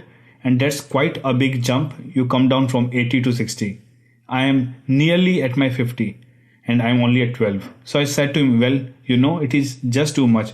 I pay you 15. And he said, you got to be joking that I'm not going to sell it anywhere near 15. Anyway, in the end, haggle, I got him down to 29 from 110. What is the moral of the story? I actually think there are 3 things you can get from this story. First, it shows that my opening offer wasn't that outrageous because $12 felt completely outrageous when I did it at the time. And even when I was telling you the story just now, I hope you thought that 12 was outrageous. But actually, knowing what we now know, he's prepared to sell it for 28. So what must he have bought it for? And they would be maybe 20, maybe 15 or 10. So maybe 12 actually was spot on as opening offers go. So your opening offer will look fine after you have done the deal. But I think there are 2 other little messages I want to pull out of that story. One of them is always set your limit. Because if I had just gone in and said how much is the table and he said 110, I would have thought, oh, maybe they cost 110. And I might have said to them, well, you have to come down a bit. And I might have gotten down to 90 or maybe 80 and paid that and thought I got a bargain. I got 20% of this table. But actually to buy it for 80, I would have been a fool because I had paid $30 more than it was worth to me. And I also wouldn't have pushed him away down to 29. Because I had a walkaway point of 50, I had to push him. I had to fight. And so my walkaway point was just brilliant. The other thing I want to just get from this story, and I'm going to come back to this later when we get to another story, is the idea of trading. Because how do I feel about the fact that he started on 100 and he was then prepared to sell it to me for only 28? What was the 110 all about? Basically, he was just trying to rip me off because he thought I looked posh, and that's a fair game. I mean, that's the capitalist society we live in. But nevertheless, I was not happy about the 110. So how could he get from 110 to the 29 without looking bad? And similarly for you, how can you come down from a price you quote to a customer to a finishing point without you looking dishonest? And the answer is trading. If he would have said, I could come down to 90 if you pay me cash, I could come down to 80 if you take it away in your car and I don't have to deliver it, and I could come down to 60 if you buy something else, or if you could put some leaflets through people's doors in your road saying I have got great bargains or anything. There I would have thought, well, okay, I can see why he has come down, and that's fair enough. So I would have been happier, and also he would have got some things in return. So he should have traded rather than coming down unilaterally, and it made him look dishonest that he did not trade. So that the story is partly about trading, partly about having a fixed walkaway point before you go in, and also the fact that you've got to go for an outrageous opening offer. And don't worry, your opening offer will just look fine after the deal is extinction. So we have already seen how we need to prepare the walkaway point and the opening offer. I'm going to talk more about opening offers later. The next thing we need to prepare is tradables. Tradables are the areas where a salesman or buyer can give a little. The obvious one is cost of goods, service, but there are others. They can include product or service specification, payment terms, delivery, and quantity. Let us look at some sales examples. The buyer says, yes, I like your product, but if you can get the price down by 10%, then we can do business. The inexperienced salesman who does not realize that the negotiation phase has just been entered, and he says yes in great haste to close the deal. However, the more experienced salesman who has a clear understanding of this tradables may respond in one of the following ways. Of course, but I will need you to commit to a 12-month agreement for me to guarantee this price. Or, we can meet this price, but we will have to provide the product without the wired connectors. Another example would be if buyer says, if you can guarantee delivery by the end of the month, then we can place an order now. Again, the inexperienced seller may jump at the offer, but the more measured approach would be, of course, we will need to engage our team in overtime to meet the deadline. Therefore, it will attract a 10% price premium. Think about what are all the extras that you might be able to get. In fact, you might want to divide these into two extras. Extras you must have and extras which are good to have, that is you might want. A good way to do is to put a value on tradable. So I'm prepared to spend an extra $200 if I get the sunroof on the car. But if it is going to cost me more, then I'm not going to bother with the sunroof. So in a way, to walkaway point for every tradable, would you pay $300 for the sunroof or would you pay $400? At that point, would you say, actually, I'm not going to bother with the sunroof? So make a list of trade against value of each. Then when you are in the negotiation, you don't have to frantically be thinking, what else do I ask for? Should I pay another $200 for the sunroof? Because you have prepared all of that. The more you can prepare beforehand, the better. Because then your mind is free to actually play the game. So you need to prepare a list of tradables. Tradables are very important in order to get a win-win deal. And I'm going to come to that point later. So that's the main thing we try to get your list prepared. One of the reasons why tradables are really important is that they are part of the bargaining or trading process that happens later. So here is the big question for you all, and please think over it. How do you get from your opening position to the finish? And you have to do that by trading. You must never unilaterally concede and just go, right, I will do it cheaper, or right, I will pay a bit more. Because if you do that, you look weak and dishonest. So the way to get from your starting position to the finish is to trade, and ideally you would have a list of tradables if you could use big ones or small ones. Almost like a pack of cards. You could just pull out another one. So it is very important to have that list planned in advance. And the great thing is that you have only got to do it once. Once you have got your trade for your product or service, you can use that list forever.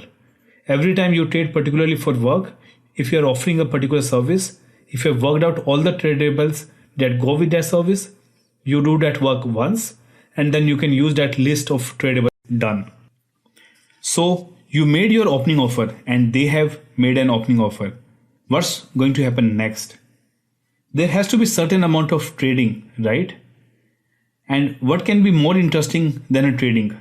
We are going to come to the tradables in the next section, but before we get to that, I want to discuss some of the other tactics. There are numerous tactics that you need to know about at this phase of the negotiating process. There are some buyer tactics which are generally used by buyers but can be used by sellers. And then there are seller tactics which can be used by buyers at times but generally used by sellers. So I'm going to start with the buyer tactics. Well, to tell you, these are generally used by buyers, but depending on the case, some of the sellers can also use it. And most importantly, I'm also telling the counter tactics that the sellers should use to counter these tactics. So the tactic number 1 is not good enough tactic. It is also called the vice. And it is crucial to know your responsibilities with regards to the vice. You need to use this and you need to look out for it being done to you. The vice is a simple buying tactic where the buyer says, it has to be better than that. So the seller quotes a price and the buyer says, oh, you have to do better than that. And the seller goes, well, how about if I come down a bit? And the buyer goes, still a bit too much. Can you reduce it a bit more? And they go, all right, how about we came down a bit more? The buyer still says, still too much. You'll have to do better than that. And you just keep turning the screw. As the buyer, you just keep turning the screw, and that's why it's called vice. Very simple process and very easy to use. It's my number 1 tactic when I'm buying things. Now think about the case when you are the seller and somebody is using it on you. The answer is, don't just come down unilaterally, but trade at every step and say, well, if you did this for me, then I could come down. Because in this case, if you come down, it's not so bad because you're getting something back for it. And if they use the vice a second time or a third time, that is when they say you have to do better than that twice or thrice, say to them, well, how much better exactly? What do you think is reasonable? And I think it's perfectly reasonable thing to ask because they are asking you to come down. But what price do they want you to come down to? You can't come down forever. So you say to them, well, look, I have quoted my price and you are saying it's too much. What do you think is reasonable? You tell me. And if you say, how much better exactly? The word exactly is quite clever. It kind of forces them to come out with a real number. Now, once they have come out with a number, you can then do the flinch and other tactics from there. And then it's game on. That stops the vice happening. Otherwise, you can slide forever. So if you're buying, use the vice. And if you're selling and it's being used on you, counter it by saying, how much better exactly? Or what is good enough for you? Or asking, what is your budget?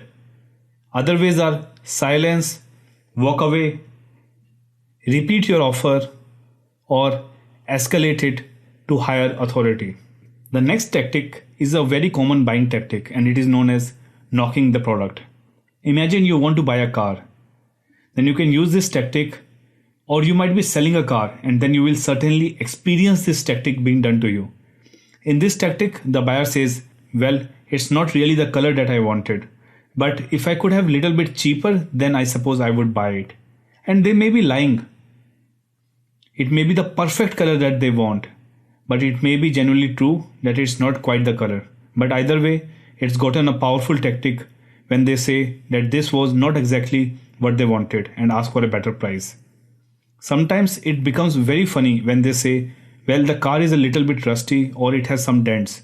I always want to tell them back, what do you expect with a second-hand car? But I control myself.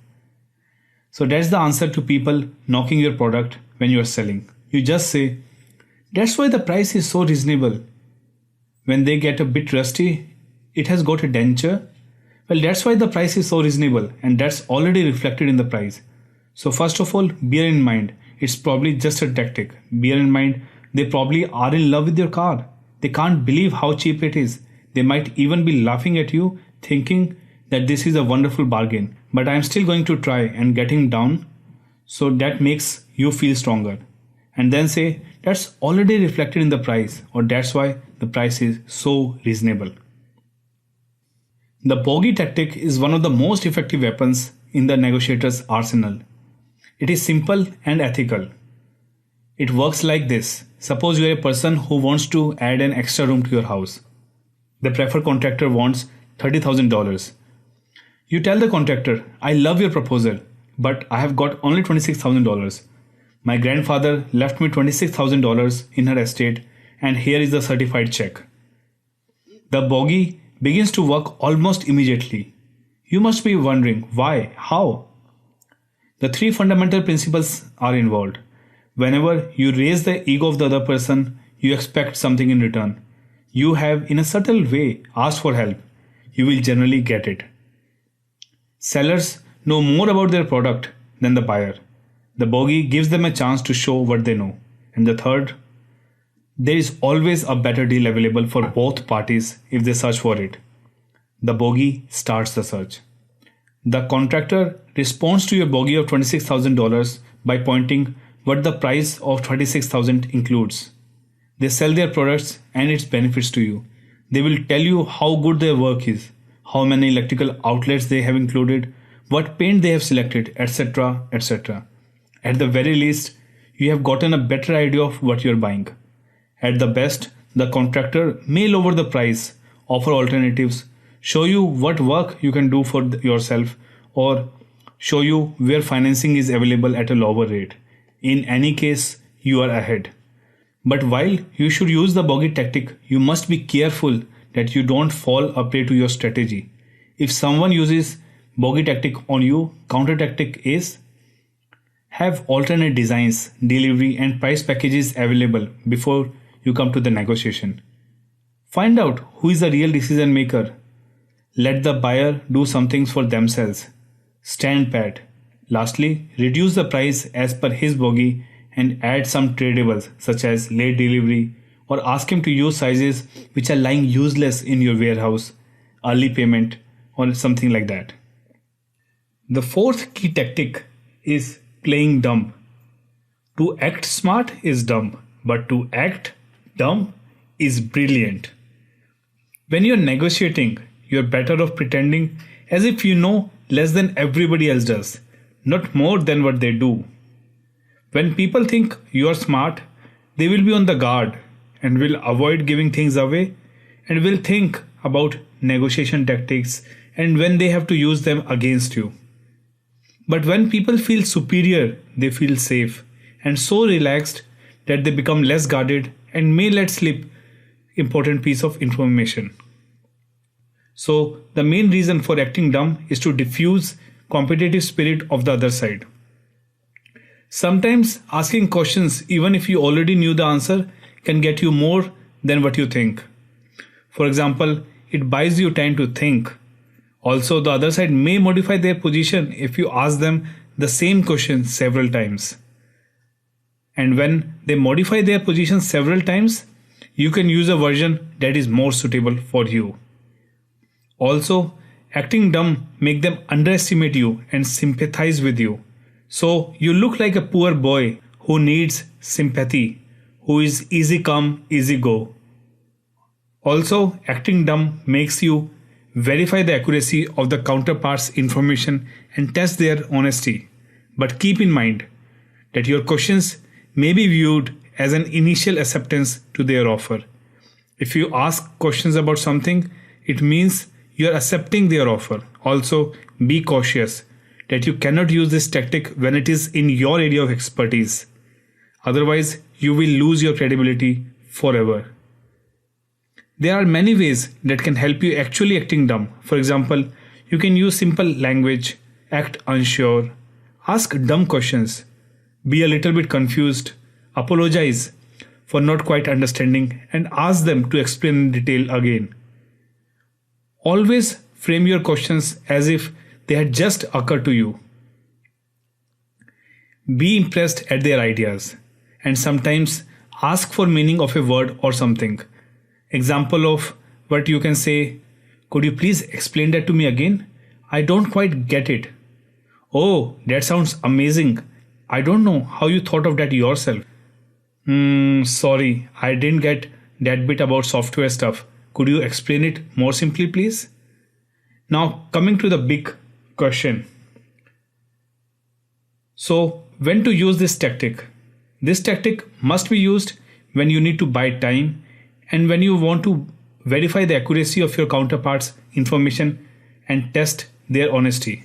Also, when dealing with an outrageous position. So, instead of getting mad, playing dumb can be a good tactic to use. What if someone played dumb with you?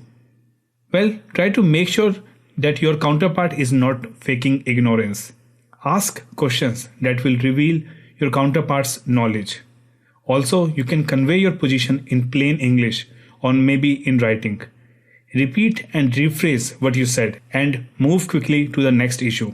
But always remember, don't give them any extra information. The next tactic is lowballing. When you start low, you can always go high, whether it's a price or whatever you are negotiating for. You need to know beforehand the reasonable range that would be acceptable to you and then start by offering below the bottom of that range. You should have a justification ready if you were asked, why are you offering so low? But be careful about stating too low, as this might cause other party to walk away, ignoring anything you might do next. For example, if your son wants to stay out late and come back at 3 am, but you start by saying no and tell him that you want him to be back at 10 pm, so usually you will settle around 11 pm. Also, if you know the price range for a car model is between 5,000 and 7,000, you can start by offering 4,000. But again, what if someone tries this on you, my friend? So what are the counter tactics to lowballing? You can just repeat your offer. If you have already made one, you can use highball, which is coming up next, walk away, or disclose the tactic. You can also say to the other party that you really know what he is trying to do. Lastly, say nothing or just say no or accept it if you want to gain a relationship with that person. You can also use statistics and facts to show that the price is very low. Now, the next tactic you need to look out for, and you can also use many times, is reluctant buyer or reluctant seller. It can be used by both buyers and sellers. It is more commonly reluctant buyer, and this is where they say, well, my boss has told me not to buy from you, but if the price is very cheap, then I will. Or we normally would prefer to have somebody more local, but if the price is very good, we would buy from you. So reluctant to buy it right now. You can be a reluctant seller. My friend sometimes uses this tactic when he sells his training courses. He tends to say to people that my diary is already really full and he is a long way away from where he lives. But if he could charge for travel and if they could be a bit flexible on this or that, then he could come and do it for them. Sometimes he is genuinely reluctant. He really don't want to travel that far, and other times he plays this strategy. I remember once I wanted to buy a handcrafted scarf for my wife. I visited a local fair and I saw that particular scarf, very nice. So I asked the guy, how much is it? He had 5 of these scarves and I liked one very much. So I asked him, what is the price of this one? And he said, well, that one is not really for sale. That's my favorite one, and hence I am keeping that as my demonstration one. Because then I really wanted it, and I was prepared to pay much more for it because he was reluctant to sell it. Actually, in the end, I didn't buy it because he asked for so much money for that scarf, but he was a reluctant seller, and it was only later I thought, hang on, I'm in it. That was just probably a ploy. And you can probably definitely use a reluctant seller and you can definitely use reluctant buyer. But the way to counter it is to think that probably they are only just saying that. I bet it's just a tactic. So don't be taken in by reluctant buyer or reluctant seller. In this lecture, we will talk about the seller tactics. Again, as we spoke earlier, these tactics are generally used by seller but can also be used by buyers in some scenarios. So the next tactic is highballing. Well, I don't want to repeat myself here again, but it's clear that highballing is opposite of the lowballing tactic. You need to know beforehand reasonable range that would be acceptable to you and then start by asking about the top of that range. You should have a justification ready if you were asked why you are offering so high. Well, of course, I could just club this highball tactic to the lowball tactic, but I felt there is an extra advantage or there is an extra factor in highballing tactic that I need to emphasize here. Examples of using the highball is, well, if you want your daughter to help her mom in household chores 2 days a week, you start by asking her to do it 5 days a week, so you can settle on 2 days. Many sellers start with a higher range at the very beginning and then reduce the price as if the item is on sale or because they are very kind sellers, or maybe they need to sell everything today and so on. So they start high and then give excuses so that they can give you a lower price. So you feel like you gain something at the end. Also, estate agents take buyers to houses that they can't afford. This, however, raises their desires and the house they eventually buy is more than they had in mind in the first place. So what are the counter tactics to highballing? Well, you might need to ask for a price breakdown, that is, why is the price so high, or walk away. Or use lowballing, say no, say nothing. Or lastly, use statistics and facts to show that the price is unreasonably high. The next tactic is the salami. And yes, this is not about offering food to the other person, but it does have a lot to do with food. Think about, how do you eat salami? The answer most probably would be you cut thin slices at the end of the sauces, don't you? We're talking about something similar here. So what people do with the salamis, they ask for lots of little things such as, could we just have a bit of this and could we just have a bit of that? Quite often they attack on several fronts, such as any chance we could have a slightly quicker delivery time and a chance to have a slightly better price and any chance we could have a couple of extras added in. It's very easy to think, well, yeah, it's a small thing they want and to give it to them. But the trouble is, after you have given them quite a few slices, you sort of think, hang on a minute, half of my salami is gone. And what they are doing, they are playing a game called what's mine is mine and what's yours is still negotiable. So they have got all these slices and then they are saying, can I have one more slice of that please? And if you're not careful, the whole salami can go bit by bit. And often you don't realize you're being salami sliced until it's too late and quite a few slices are gone. So you need to look out for it. But what can you do if somebody is salami slicing? One good answer is to say, if you want that extra thing, then you can't have one of your earlier slices. Such as if you want weekend cover, then you can't have the cheaper price or whatever it might be. Believe me, that's quite powerful psychologically because what you are saying to them is what you think is yours over there is actually not yours because I'm going to take one of those slices back from you. Thank you very much. So it puts a stop immediately to their little game. So that's one way to stop the salami slicing. Other way is to counterattack and say, well, if I'm going to give you this, I want something else. Example, if you want that, you can have them to pay more and attack them by asking for a different tradable altogether.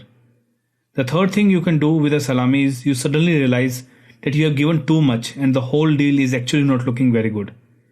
You can certainly say, I have just been doing some numbers here and I have worked out that actually this is costing me more than I realize.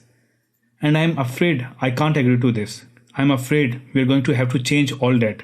We have to take all that back off the table and start again. And they are going to say, but you agreed to it, and then say, I know, but I shouldn't have. I realized I shouldn't have. I'm afraid I can't. Because halfway through a negotiation, nothing has been completely promised yet. It is just a possible solution. I know it's a little bit unprofessional, a little bit bad to suddenly take everything off the table, but you can if you have to. So that's the last resort if you realize they have been asking you for bits of salami for a while and now they have a whole lots of slices. Take it all back off the table and say, I'm sorry, but I just thought about this and I'm not happy with it. But ideally, you spot it happening earlier on, and ideally, each slice they want, you trade it for something else back. You can say, if you want that, you will have to give me this in return, and that stops them. The next tactic is the deadline tactic. Negotiation follows an interesting rule that seems to apply to life in general. It's called the 80-20 rule or Pareto principle.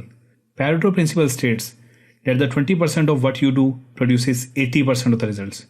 Meanwhile, 80% of what you do produces only 20% of the results. Time plays a critical role in negotiation. Most often, negotiation would conclude in the final 20% of the time allowed because people wait as long as they can to make decisions. Those who have 60 minutes to negotiate settle in between 50th to 60th minute. This means that 80% of your results are generally agreed upon in the last 20% of your time. Most negotiators know this hack. That's why when they want to achieve something, they impose a time limit or a deadline to pressure the other party to make a decision as quick as possible. Deadlines can be imposed internally, such as we need to finish this before month end, or internally, such as product's release date. Sometimes deadlines can be set by only one party or can be set by both parties when they want to put some pressure on themselves to come to agreement as quickly as possible. A deadline can help you make the best possible agreement in the shortest amount of time, but it can also work against you if you set one that is unrealistic or you fail to plan for it effectively. I'm sure you have experienced many such situations in your daily life. For example, remember how much more efficient we were during the last few hours of the deadline when any project deadline is due or there is an exam next day. Most of us have slept only for a few hours a night before the exam because we subconsciously know that we will be superhuman, super efficient during that time. So when to use a deadline tactic, use it only when you need to add pressure to the other party, but make sure you calculate it very well. Also, realize that time is power. So limit your disclosures about your own time deadlines, as your time deadline could be the advantage of your opponent. Deadlines force action, and you can use this tactic to your advantage. Also, many negotiators are known to create artificial deadlines in order to create a sense of urgency, in order to drive other party to make a very big concession and to quickly close the deal. So remember, you don't have to accept a deadline your counterpart sets. In fact, it's a good idea to question all your counterpart limits. On the other hand, it's also a good idea to go into the negotiation with your own limits in mind. So what tactics could be used to counter a deadline tactic? First, you could counter with the tactic of asking open-ended questions, such as, why the other party is imposing the time limit? Second, using the tactic of, that's not good enough. You could tell the other party that the deadline is unacceptable and be prepared to walk away. A third option would be moving the deadline. Tell your opponent that you cannot respond within 24 hours, but you will be back in 48 hours. This tactic would give you more time to make a better decision. Fourth, you could simply ignore the time limit.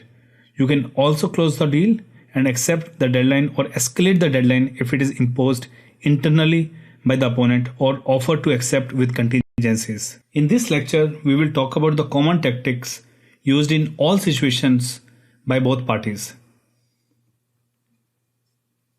This tactic is called silence. Silence is golden. The less you talk, the better. Use silence when negotiations have hit a critical stage. One of the wisest things that you can do is to keep silent. Or when your counterpart is a talker, let them talk. They will give you valuable information. Generally, your talkative counterpart will give more and bigger concessions because of your silence. The old game, the first one who speaks loses, seems to be correct. Test it yourself in your conversations or negotiations. Let 5 seconds to 10 seconds go by without saying anything and see what happens. After a few seconds of silence, the negotiators who feels the most uncomfortable with the silence will try to fill the gap and most likely make a concession in order to get the other party to speak. So when to use silence tactic? This is a highly used tactic as it creates a psychological pressure on your opponent. Generally, I highly recommend that whenever you ask a question after each statement, you should stop talking and listen. Don't fill in silence by saying something that will be regretted later. You can also use it when the other opponent is attacking or when you want to know more information while listening to a presentation. I learned the power of silence quite by accident. During one of my one-on-one meetings with one of my reportees, he asked if he could take 4 weeks off as he had a lot of vacation days that he had to use before the end of the year. When he said that, my mind went to think, who will do the work in this period when he goes to vacation? During this thinking process, it seems that my mind went too far for a while. When I sort of wake up, I found the employee saying that 2 weeks would be enough. It seems I was absent-minded for about 20 seconds or so, which looked like an uncomfortable eternity for him. He couldn't stand it. His next words were that he could shorten the vacation. He was negotiating with himself since the tactic is silence. He ended up asking for 1 week only. Well, as a side note, I gave him 2 weeks. One important thing is how you should practice to be comfortable with silence. I'll tell you an amazing technique which is so powerful that you will love it. Whenever you're talking with someone over phone, speak for some time and give a long pause. Probably 5 seconds and be comfortable with it. I'm sure the other person will get uncomfortable and often say, "Are you still there?" But it will help you get comfortable with awkward, long silences. But what if you find yourself negotiating with a person who understands the importance of silence as well as you? Rather than wasting time in silence, restate your offer. Don't make suggestions. This maneuver forces the other person to respond, and more often than not, they will be bound with a concession. Other tactics that could be used is bring in another negotiator. This will force a dialogue when someone new appears on that stage. Second, say nothing as well. As we said, silence is golden. So you two will be quiet, saying nothing and staring at each other until one of you feel most uncomfortable about the situation. Thirdly, you can disclose this tactic. Fourth, you can break off negotiations and take a break. But the most effective count of these techniques would be asking open-ended questions like, if I only can get you one thing, which one would you prefer, promotion or the raise? These questions force the negotiators to dialogue. Without a dialogue, it is difficult to build a relationship. The next tactic is high authority tactic. One of the very famous tactics used by car salesmen is higher authority. They will work out a deal for you and then run off to a higher authority, in their case managers, and come back with instructions for an even better deal. Sometimes you can't get negotiation in your favor resulted by working with the counterpart assigned to you. Perhaps because the counterpart has decided not to comply with your request, or she may not have the authority to fulfill your request. So you have to go to a higher authority to obtain a satisfactory outcome, marking your higher authority. Sometimes higher authority tactics are used as bluffs to wear out the other side both physically and psychologically. Higher authority is two-edged tactic. It's always good to have a higher authority that you have to check with before you can make a decision. Many times I've seen married people to refer to their spouses as the higher authority or their parents. This ensures two things. One, you will have more time to think about the deal, and two, you will be able to put that more pressure on the other party without leading the confrontation, and moreover, you will not appear to be the one who is responsible for the pressure. On the other hand, lacking the final say in this situation can create a very powerful position for your opponent, since it provides them with the opportunity to take your request to someone at the higher authority in the organization. So you have to figure out if it's better for you to use a tactic to gain more ground and time in the negotiation or not. But please don't feel shy to use it. I've seen many to be able to just lose good deals because they feel shy to use the higher authority tactic. It will not mark you down at all if the end result will be winning the negotiation and get a better deal. If someone played that tactic on you and you do see it as a trick, you can call the other man's bluff and turns the situation with actions such as, "Oh, I didn't realize that you did not have the authority to make this deal. Everything is off the table now because you might be guilty of bargaining in a bad faith, and we don't want to do that. I will tell you what, get your boss down here right now and we will try to sort this out. Otherwise, we have to make entirely alternate plans." Another counter tactic is you can say, "You cannot be serious after all this, and you don't have the authority to finalize a deal." But the best way to avoid this trap is qualifying the authority from the beginning of the negotiation. Next tactic is good guy, bad guy. One person takes a tough stand, he makes large demands and acts aggressively. Next to them is a friendly person who say little. After a while, the bad guy shuts up and the good guy takes over. When the good guy makes demands, they seem reasonable by comparison. Why not? It seems a pleasure dealing with such a nice person after being worked over by that mean one. You can't help feeling that the things could have been worse. When facing a bad guy, there are a number of good counter moves you can make. Let the bad guy talk. Often his own people will get fed up. Protest to the higher authority. You can even walk out. You can blame the bad guy in public or use your own bad guy. Predict early in talks that the bad guy will soon take that role. This helps neutralize him. Or disclose the tactic. What if it's played on you? The best defense is the recognition that both the bad guy and good guy are on the same side. They both want to take as much as they can. Don't be hypnotized by the bad guy. The next key tactic is playing the ego. The best way to keep the tactic of a higher authority from being used on you in the first place is to ask your counterpart in the very beginning whether she is the person who makes the final decision or not. If not, then ask to move the negotiation to be with the decision maker. This could be a tactic by itself by asking, "Do you have the power to make this deal happen?" Some people feel compelled to say yes for the sole reason that it strokes their ego. People with big ego always believe they are always right and like to feel in charge. Use this tactic by asking the other side to describe their authority as clearly as possible. And who else might have to get involved? And if they do, then how long will it take for their approval? Additional players or stakeholders may surface in the negotiations. It's best for both sides to determine early in the negotiation who will be involved rather than be surprised at the end. Often, the person you deal with may serve as an initiator screen for vendors.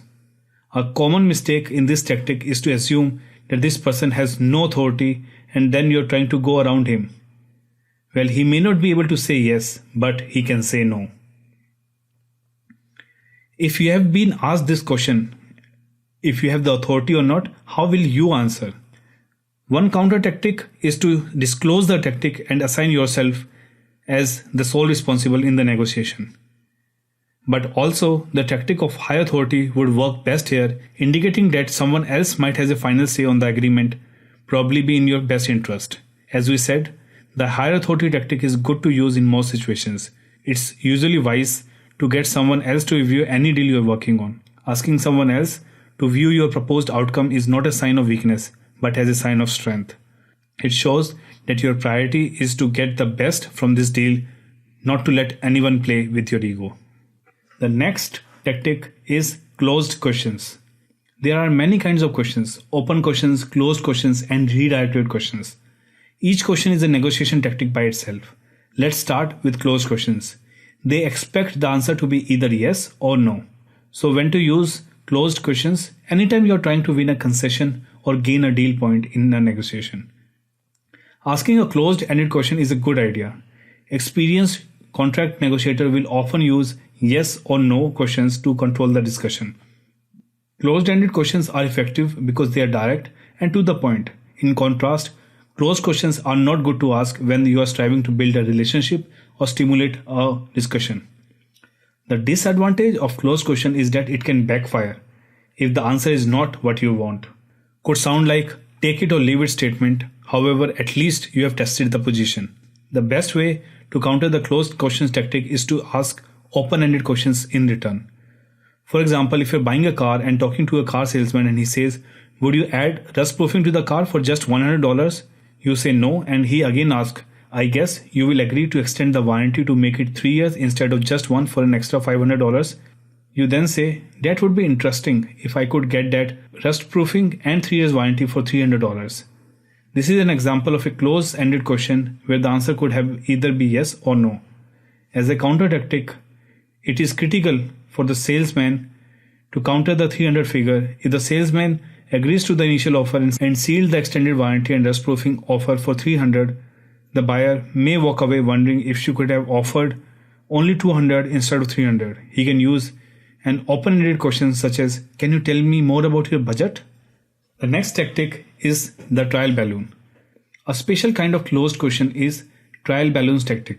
Trial balloons are questions designed to assess your negotiation counterpart's position without giving any clues about your plans. It's called that way because if the balloon blasts, not too much has been lost, but usually it comes safely to the earth again.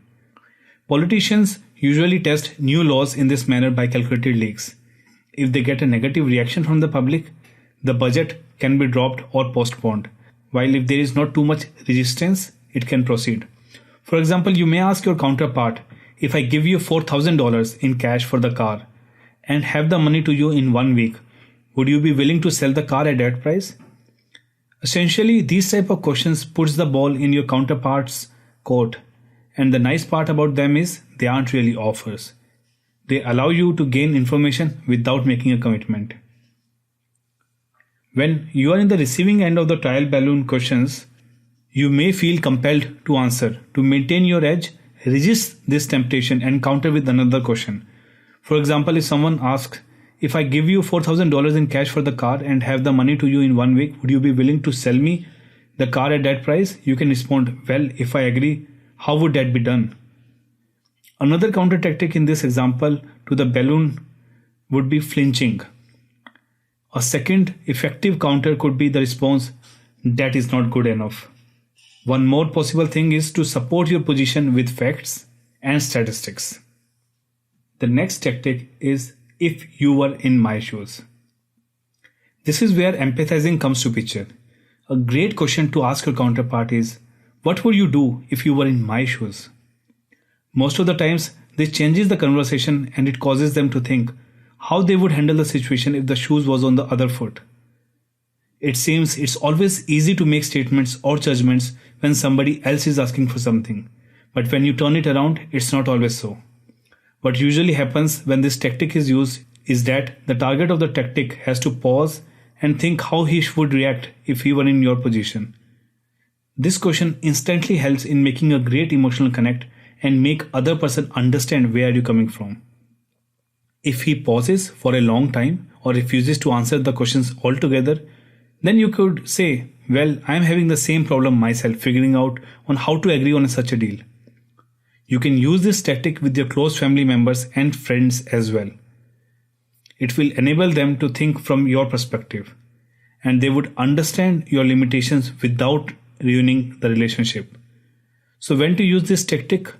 Use it when your counterpart asks for something that is totally unreasonable or doesn't make good sense to you. One way is, instead of rejecting your opponent's position, which usually always reinforces it, is to direct his attention to the problem of meeting each other's interest.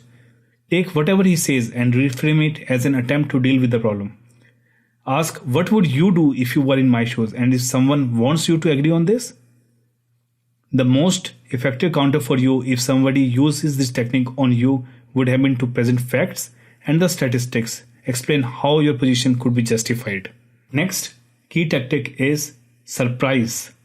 Never ever underestimate the power of surprise. This can take several forms.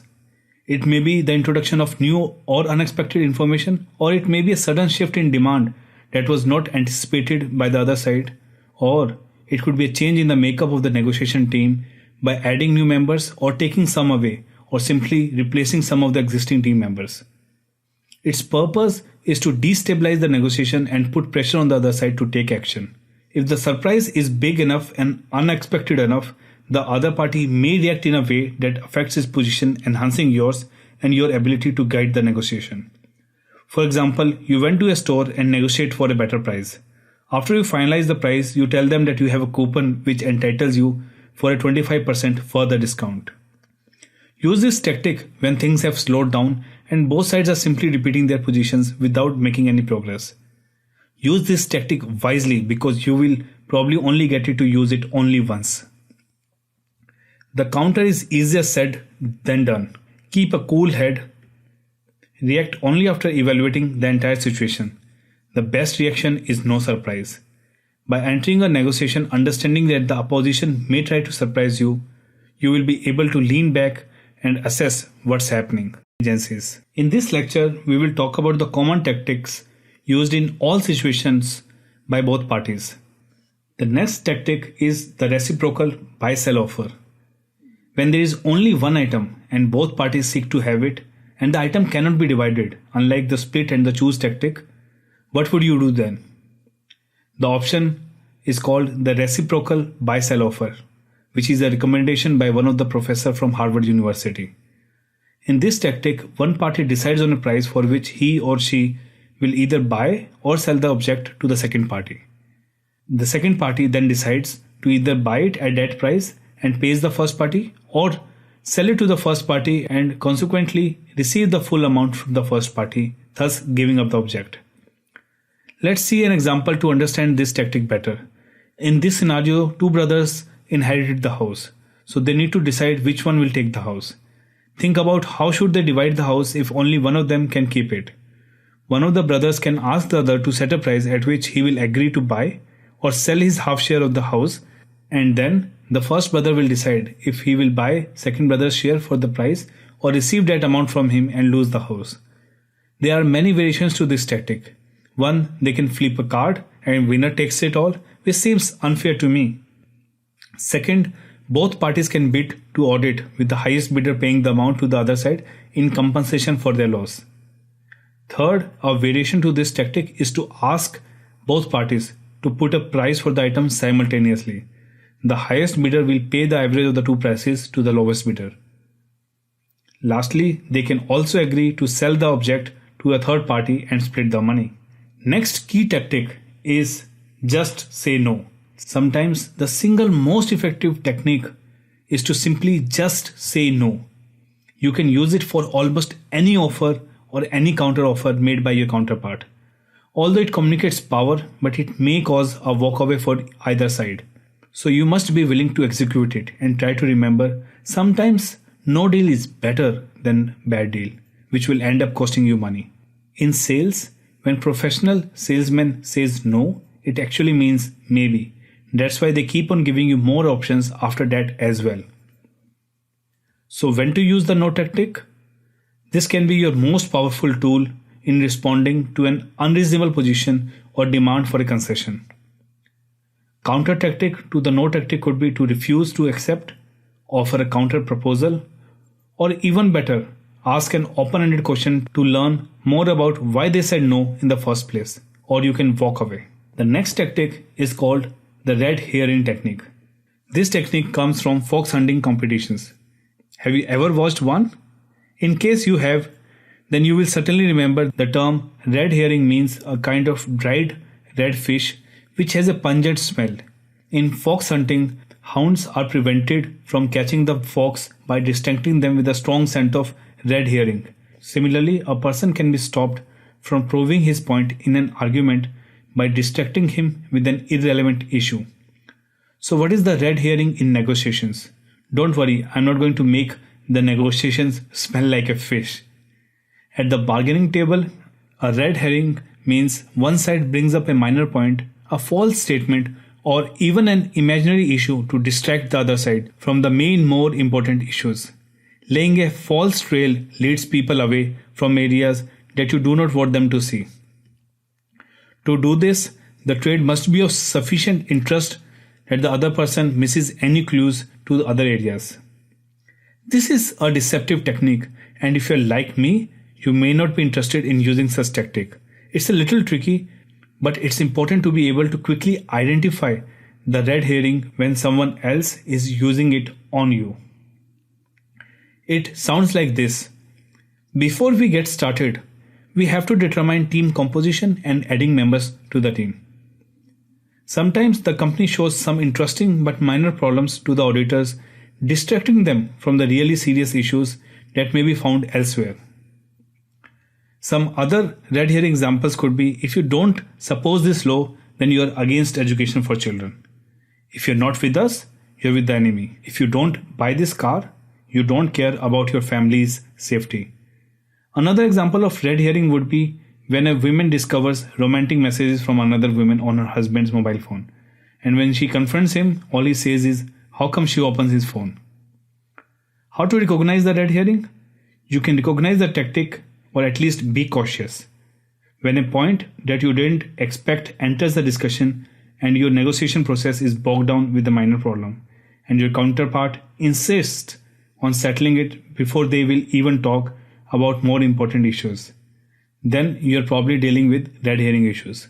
So when to use red herring? You can use this tactic when you want to lead people away from areas that you do not want them to see, areas that you know you will lose if they are exposed. If you want them to waste time, make that trail long. But with enough interesting clues to keep them sniffing, you can highlight problems which turn out not to be a problem after some examination. Be careful to retain credibility. For example, by referencing the trail through the other people, if the other person realizes that it was deliberate red herring, they will be very unhappy about this. So either it should be covered carefully or you must be protected from any anger. There are many counter tactics to the red herring. You can disclose the tactic and suggest setting this issue aside temporarily to work out other details. In my opinion, setting agenda is one of the best tactics you can use here. When the other person lies about an issue, be prepared to be yourself. Show your facts. Timeout recess is another counter tactic. Sometimes the red herring issue could be legit, so investigate with open-ended questions and request to tell you more about. There is a couple of YouTube videos I would like you to watch. You can find the links to the videos in the Simply lecture. Now we come to the trading part of the negotiation. Each party gives up their low priority interests in exchange for getting their high priority interests.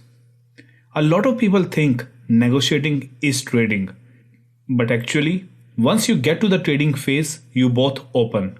You have just got to get to an agreement. And it's fairly predictable that you are going to end up somewhere in the middle.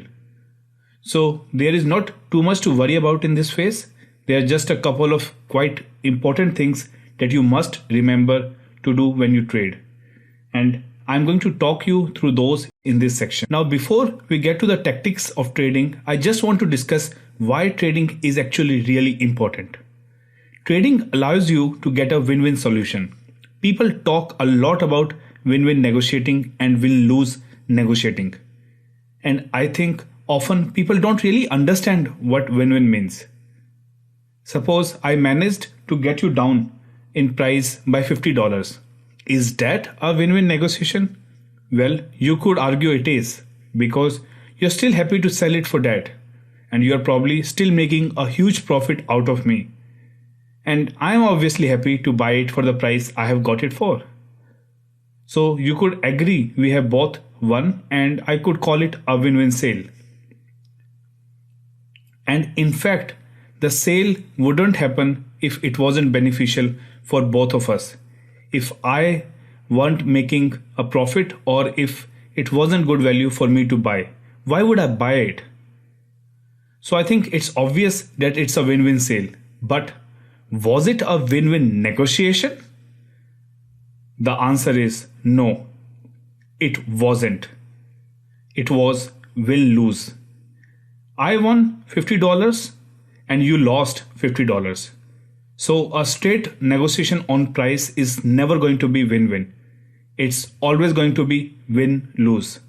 It's known as a zero-sum game in game theory. So what is a win-win negotiation? The answer is, it is a negotiation that has tradables. So if you said to me, if you gave us a cheaper price, we book you for 10 training courses instead of 1. And I would give you a cheaper price. That's win-win, because you get a cheaper price and I got bookings further ahead. And that would be win-win. And by the way, either person can propose a trade. So I could say, if you book me further ahead, I will give you a cheaper price. So whoever proposes, it does not matter. Either party can propose a win-win trade. But the point is that when it will be win-win negotiation and when it will be not. Remember, the only way you can get a win-win negotiation is by introducing tradables. And that's why back in the preparation phase, I would say it's so important to get a nice long list of tradables that you can then play like a pack of cards once you are in the trading phase. For example, if you're selling a car and the buyer says the price is out of his budget, rather than reducing the price or negotiating only over the price, you can explore other options. You can give him option of leasing the car for 2 years and then provide him the buyout provision so he can purchase it at the end of the lease. Also, you can ask him more about his budget. Tell him that there is operating cost such as oil change and regular checkups, which are also part of his expense. You can then negotiate for a bundled offer for say 2-year warranty and free oil change if he pays full price. When you recognize that something can be negotiated, you must advise the other party of your intentions to negotiate. Once you have suggested that you see the situation as something to be negotiated, the other party will realize that you intend to negotiate and accept the situation. You might need to follow with a statement that clarifies your desire for a settlement. But in the case that you are flexible and you do intend to negotiate, you can use one or more of the tactics presented in the course. So how do you actually trade? The answer is you must use the phrase if you, then I. This applies absolutely to home and work negotiations. All negotiations are the same. If you, then I. At work, you might say if you, then we. For example, if you could pay it in advance, then we could deliver it quicker or something like that. The reason why you must use the wording is that it's weak. Otherwise, if you just say, is there any chance of you doing something? So suppose I said to somebody, if you booked me several times, then I could do a cheaper price. That's much stronger than just how about if I give you a cheaper price? Because what I'm saying is, if you book me several times, it makes it possible for me to get a cheaper price because I have only got to get you up once on my system. I have got to do only one invoice or whatever the reasons are. If you booked me regularly, then it would make sense to give you a cheaper price. Similarly, if you were proposing the trade and if you said, if you gave us a cheaper price, then it would make us possible for us to book you several times. So if you do this for us, then we can do it for you. Always use that wording. It's much stronger. And of course, if they won't concede, then they can't have the benefit you're offering them. So they have to concede first. Always, if you, then I. The other point about this is to hide what's valuable. So if you have got a tradable that is something that you really want, suppose you are desperate to get a quicker delivery. Let's say you have to have that in 2 weeks. Don't say to them that I must have quick delivery because they are going to say, ooh, you will have to pay for that. So for quick delivery, you want to just casually say halfway through the negotiation, by the way, when can we have it? And if they say you can have it quite quickly within 2 weeks, just say perfect, thanks. And similarly, if there is a tradable you are not too bothered about, don't say I'm not too bothered about that because they will take that out. If you're getting a book printed and you say we're not too bothered about the cover design or whatever, they will just say great, then we won't spend any money on that. But what you need to do is you need to say, oh, the cover design is incredibly important. And then later on, when you talk about the price and they may say, well, you know, the cover is quite expensive. You could say, well, we could reluctantly let the cover go if you got quite a bit of money off. So the things you're not bothered about, you should imply that they are really important in the starting so that you can try and get quite a big concession for letting those go. Don't just give them away. What if you're not bothered about when you get it? Just don't say we're not bothered about when we get it. Instead, say, well, we really wanted it quickly, but I suppose if you gave us a great price, we would reluctantly wait a few more weeks for it. So if you don't care about something, don't tell him that. In fact, imply that it's important. So that's the weird game of valuing of tradable. And then, of course, you trade them away by going, if you, then I. Man learns from mistakes and it's your time to learn. Now the other rule when you're trading is a very simple rule, but oddly enough in my experience during role play negotiating exercise on the training courses that I run, this is the biggest mistake people make. They give away too much. My rule is to move in small steps and it's amazing how much they concede. So they start off with an opening offer, let's say 4,800. And the person who is playing the buyer says, well, you have to do better than that. And the seller goes, well, how about 4,000? And I'm thinking, no, you have just given away $800. How can you just give away nearly a quarter of the price just like that? Instead, they should say, I could come down from 4,800 to 4,700. But no, they gave away $800. So move in small steps. A very simple rule, and it's easy to do in real life. And the reason why moving in small steps is particularly important is partly because you're giving away less money, of course, but also you're implying that you're very nearly your limit. So if I go from 4,800 to 4,000, I'm telling you, I'm probably going to go to 3,000. But if I go from 4,800 to 4,700, I'm implying I'm only going to go down to 4,600. So I'm sending a signal that there is not much else still to go. There is a third reason why small steps are good actually, which is that if you're trading each time as well, which you should be, she should say, if you do this for me, I will come down to 4,700, or if I don't have to provide this for you, I will come down to 4,600. If I get something back for it every time I trade, by the time I've got down to 4,000, I will had about 8 tradables from you. So that's so much better than just jumping to 4,000, not getting anything in return.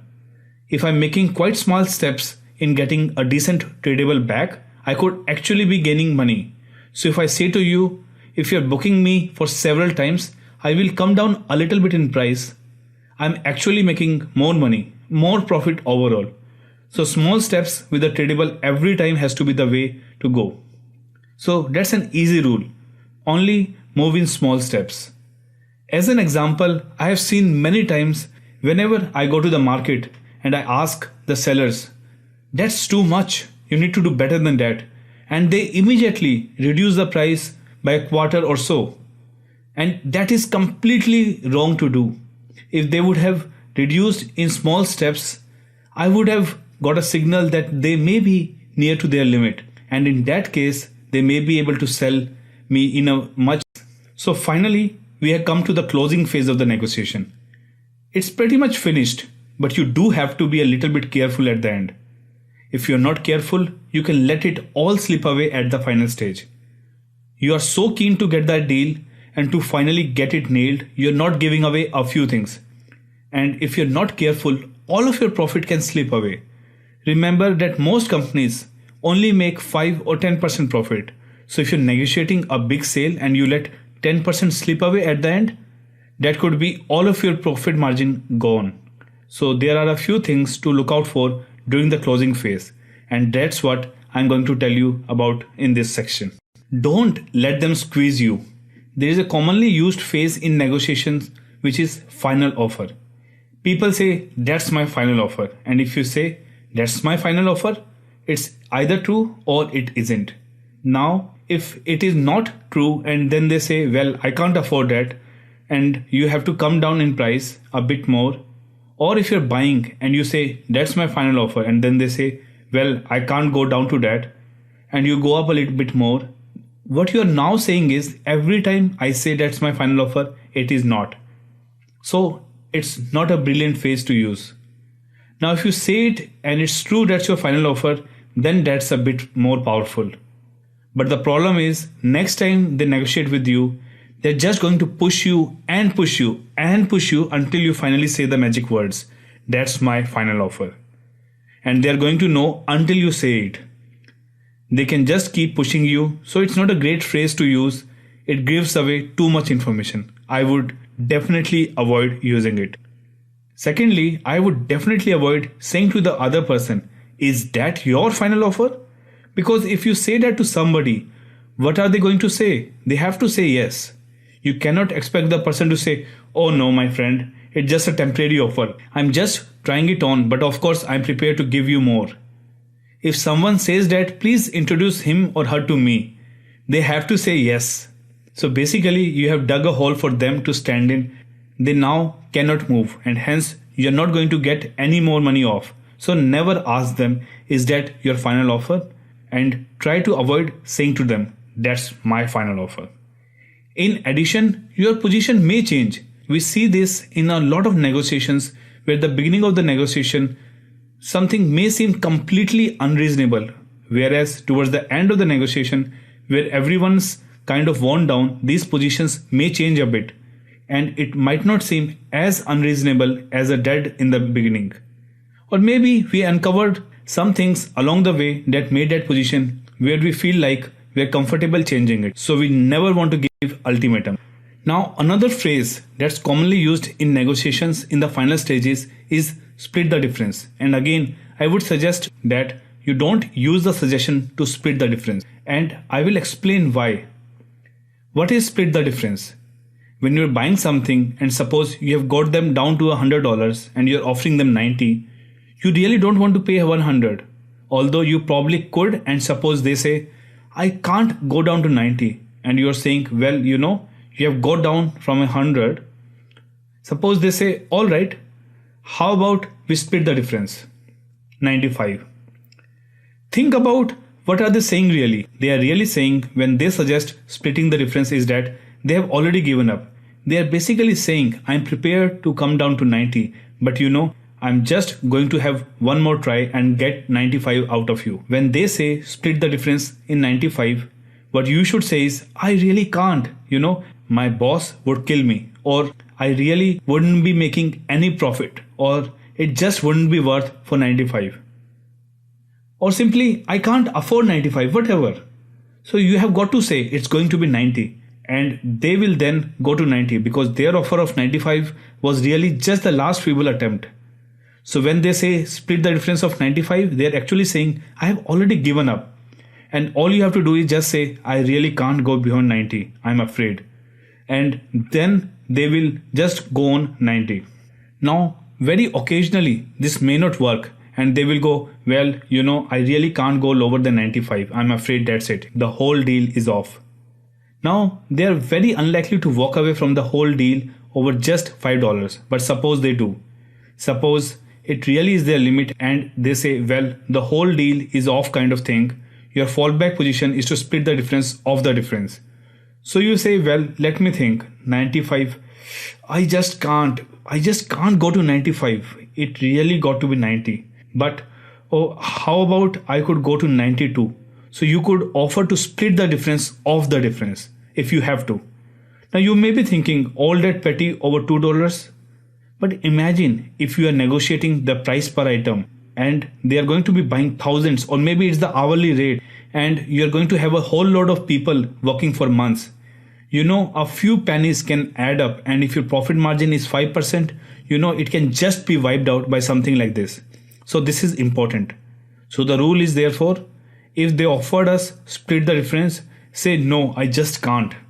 And wait for them to say, alright then. And if they threaten to walk away, then say, well, hang on, it's mad to fail to get a deal so close. How about we go halfway between where I am and where you are offering? Because it's just another offer where they offered a split the difference price. So that's your fallback position to split the difference of the discussion. Now something quite important that happens at the end of the negotiation is the nibble. Actually, I want to mention two examples of nibbles. The first one was when I was buying a sofa and I got them to come down a bit in price. We sort of agreed the price and then they said, by the way, do you want feet with that? I said, well, yeah, it's good to have the feet. And they said, well, that's another $50 for the feet. I said, what do you mean? It surely comes with the feet. They said, no, feet are extra. Some people don't want feet. And it actually showed in the tiny small print under the price something about it does not include feet or something like that. So I had to pay the extra $50 and it was really annoying because I wasn't expecting that. So a good way to avoid extras coming in the ad, that is nibble, when they suddenly bring in an extra that you weren't expecting is about halfway through the negotiation you say to them, "Are there any extras I need to know about?" Because if I would have said that, they would have said, "Well, yeah, there is these feet." And then I could have said, "Look, if you throw in a feet, I will agree to this price." And I could have got the feet. But it was a fact that I wasn't expecting it, and they put it in after we had agreed. Having said that, I think nibble is dishonest. Because I don't think you should do it, but I think you need to look out for it. And the way to avoid it is to do that question, that is, say to them, "Are there any extras I need to know about?" The nibble generally happens in the real estate deals when you're selling or buying houses. Let's suppose you're buying a house and you agreed the price for the house. And the seller said, "By the way, we're going to take the tree from the front because it has got sentimental value for us. It's a wedding present. You don't mind, do you?" It's very tempting to think, "No, I don't mind because it is no big deal and I have got bargain on the house." But hang on a minute, they have just taken a tree that's worth, let's say, $70 after you agreed the price of the house. So what you should say to them, "Well, actually that's one of the things I really like about the house and I'm going to replace that for $70. So you just reduce the value of the house by $70 by adding in this. But I tell you what, why don't you just give me the $70 now for the tree, or I will tell you what, I will just take the $70 off the price. Because it's nothing really, has it?" You're playing the same going back to them, but don't let them just take $70 off you. You have to be very careful. Just because you are really delighted with the deal, don't let them suddenly take some extras at the closing moments. Nibble is dishonest and you shouldn't let them get away and say no to it. Now something that can happen right at the end is that you get stuck. Say you are offering to pay up to 90 and they have come down to 100, let's say. But they won't come down any further to you and you just can't go up to 100. Should you walk away? I suppose the simple answer is, if your limit is 90 and they won't come down to your limit, then yes, you should walk away. Don't even think about it. Remember rule number 1, stick to your limit. If your limit is actually 150 and you have managed to get down to 100, so you're delighted really, but you're trying to get him down to 90. They just won't come down that last bit. Then crumble and just go, "All right, I'll pay the 100. So walk away or crumble, depending on whether you are within your limit. So that's simple. But the only thing I want to add to that is try trading. If you can't get them to move, then you have always got trading as an option. And maybe by introducing something else that you can offer them or that would make the deal different, you can get a deal. And in my example of 90 and 100, we were nearly there. But what if it's at the start of the negotiation? What if they want 100 grand for the house and you can only afford 90? Now, if 90 is your walkaway point, walk away. If 100 is your walkaway point, that is, you are prepared to pay the asking price, but you're trying for 90, you can always crumble. But before you crumble, try some trades, such as, how about if we did this or that? That is, if we can put an extra into the deal to make it possible for them to come down to 90. So think about your tradables first and then either crumble or walk away. Walk away should only be used when you know you have a good alternative to what is on the table and you believe that the other party will think that you are really serious about quitting for good. Walkaway can also be used when the other side engages in personal attacks or emotional explosions. If someone walks out on you, then it's good to disclose the tactic and call the bluff with humor. You can also chase the other party and try to get him back, or you can offer an easy concession to bring them back. Another counter tactic is to call for a break or a recess so that both of you can reason things out. Now finally, I just want to say you must practice this. And ideally, within a few days of viewing this course, you should go out and try some of this stuff. There is no point in merely listening to me. You should go out and experiment. Of course, you don't have to see this course only once. And I recommend watching it at least twice, because if we see things more than once, they go into our long-term memory. However, many times you watch the course, you do need to go out and actually do some of this stuff. For most of us, Negotiating a salary or financing a car is something we do once every few years, and for many of you, it may be the only thing that you notice that you're negotiating for. But here is the thing, once you have made a request to someone or someone has made a request of you, everything else that follows is negotiation. The place, the time, what to wear, all points of negotiation. Once you realize that you are in fact always negotiating, you can begin to see that there are many opportunities all around you all the time to improve and master your own skills as a negotiator. Consider scheduling a time each week to practice. In this case, practice really does make you perfect. You will gain confidence and experience with every second you invest in getting better. Maybe you have a friend who wants to get better too, and you can practice together. Saving $1 might help you save thousands later, and the first time you negotiate, it might be a bit scary. The first time it might not go very well, You might happen to come up against some person who really does not want to come down at all in price. Or if the first one does not work, don't give up. And just don't think, oh, it doesn't work, or I'm not good in negotiations. You might just have been unlucky. Try it few times. I've got some suggestions on places where you can practice, say at yard sales, swap meets, and other low risk and high speed deal making opportunities. The sellers at these venues are mostly cool, and the whole affair is most usually low pressure. The items are fun. Just go to a garage sale and if you find a thing that you fancy, practice the flinch and say, how much is it? Oh, it can't be that expensive, I will give you 20. Going for an outrageous opening offer like that and then practice small steps. I could maybe go to 22, maybe 25 and just see what happens. Just play with them. Just mess around. Even if it's something you don't particularly want. Maybe there is sort of pink ashtray shaped like a dolphin and you think it's horrible or whatever. Don't make them an offer and go, wow, I couldn't pay that much for this. Doesn't mean you will end up buying the ashtray. But see what happens next. It's a good practice.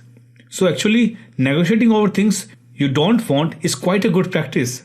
Sometimes I go into bicycle shops and just have a look at what the latest mountain bikes are like. I'm not intending to buy one, and sometimes I get hassled by the shop assistant. I don't like being hassled when I am, squeezing the tires, and it's kind of a personal moment. And I don't want some guy to hassle me. I just love it when I'm left alone to look at the bike. And so, what I do to punish them for hassling me? I negotiate with them. So I say, this is nice, isn't it? How much is it again? And they go $700. And I go, that's too much. It was a bit cheaper, I think. Can you reduce it at all? And they go, we could probably take $50 off. And I just play with them. I just ask them to reduce the price bit by bit. I get them to come down as much as they can. Sometimes they come down by hundreds of patterns. And then when they run out of steam and they have come down as low as they can possibly go, I then say, well, thanks very much. And I'm going to go and think about it. Or need to check with my wife or whatever, and I leave. And it's fascinating because I have practiced my techniques, but also I have learned how low they're prepared to get on that bike. So when I do really want to get a bike, I know a lot more about how low they're prepared to go. So practice on something you don't want, but be careful not to actually buy it. So something you don't really want is a better choice. Similarly with things you can't afford. Let's suppose you go past the window of the bike shop and is a dream bike you love and it's $700, and suppose you can only afford $400. And what you would probably do is normally walk past the shop and think it's a pity I can't afford that bike. But why not just go in and say, I was looking at that bike in the window and I know it's a bit of long shot, but I just thought I would ask because I can't afford it. But if you could bring the price down, then maybe I could afford it. And just see what they say. You have got nothing to lose because you're going to walk past anyway. So why not just give it a try, and you don't know, you might manage to get it. So something that you do want but can't afford, it's a good chance to have a practice. My final time when I think it's a good idea to practice negotiating is when something is cheaper somewhere else. So I suppose you're shopping around and you see the price of something and then in the next shop it's more expensive. then that's a classic time when you should negotiate. And by the way, I don't think you should take the easy option and say it's cheaper down the road, because you need to practice being able to negotiate when it's not cheaper down the road. So what you do is you should say to them, I'm interested in that, but it's a bit expensive for me. Could you reduce it? And just see what they say and try to get him to come down. And of course, you have got the really strong backup because you know you can go next door and buy it. So you got nothing to lose, have you? And see if you can get them to come lower than the one next door. Now, if you have been weak and told them it was cheaper next door, they would ask how much you tell them, and then you're never going to get it cheaper than that. But if you don't tell them it's cheaper somewhere else, you might get it cheaper than that if you negotiate with them. So although personally I think what I would do is I would get them as low as possible, and then I would say I'm going to think about it, and I would go back to the first place because I feel to buy it from them as they were cheaper originally. So I think I would then say to them, look, the guy down the road is selling cheaper than you, but if you will come down a bit, I will buy from you, because I think I at least owed them that option. But I don't think there is anything unprincipled about doing that. So if it's cheaper somewhere else, that should switch on your negotiation light. So there are some ideas of places where you can practice. And you absolutely must give this a go, because it will work better than you would ever believe, because the great thing is that the rest of the world don't know any of this stuff. And it's amazing how well it goes. Try it and you will see. This is one of the most important and interesting lecture. I'm sure you have seen the movie from Jim Carrey where he tries to lie and prove the pen to be of red color. So one of the most important skills to become better negotiator is to craft better and compelling arguments. You should prepare arguments for seemingly impossible things, such as proving a blue pen to be a red pen to friend. Just find a couple of your friends who are interested in crafting very good arguments and give each one of them a different argument. And then you all can practice different things, proving different things, and doing a debate in which you need to take both sides and craft compelling arguments in which each side you think is the winning side. Playing it multiple times with same or different things with different type of people will enable you to make your point more compelling instantaneously. It will help you improve your preparation skills, and it will help you to craft better and compelling arguments in whatever situation you are in a much faster way. Now finally, I just want to tell you about a couple of times when your negotiating light should switch on. And the first one is when they make you an offer and almost straight away they say, oh, would you like some money off? That is, you're just looking at something, they say, oh, it's really nice, and tell you what, I can give you a discount on that if you buy it right now.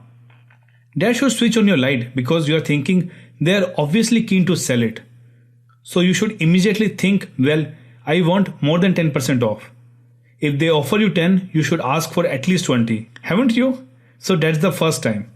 The second time you should switch on the negotiating light is when you have got a complaint. Anytime you have got a complaint, what we normally do is we either just live with it or we complain. We send a letter in or we go and talk at the reception desk, and they go with very sorry, apologies. You don't get anything back if you complain. What you should do instead of complaining is negotiate and ask for something in return.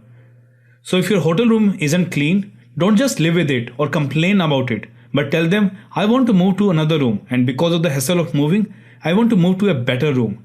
Because it doesn't cost them extra to move you to a better room, so why not get an upgrade while you can? I will tell you a funny incident which happened with my brother. My brother bought a book from a library, and when he was reading the book, he found that there were multiple pages missing from the book. He immediately called the library and asked them, why are the pages missing? They told, oh, we are very sorry, we can get you a new book. He said, it's not about the book. Tell me what are you going to do about it? And they said, that has never happened before. We are terribly sorry. Could we offer you a $1,000 gift card that you can use to purchase any new books? And my brother said, yeah, that is fine. So for $100 book, he got a $1,000 gift card for buying new books. So that's really cellular story, isn't it? But the point about is you're strong when you got a complaint. I mean, he could have posted it on the internet stating about the missing pages. So the point is you are in a strong position when you got a complaint, and that should switch on your negotiating light and should immediately make you think, right, what can I get in exchange for this? So those are the two times when we should negotiate. When they make you an easy offer and when you have got a complaint.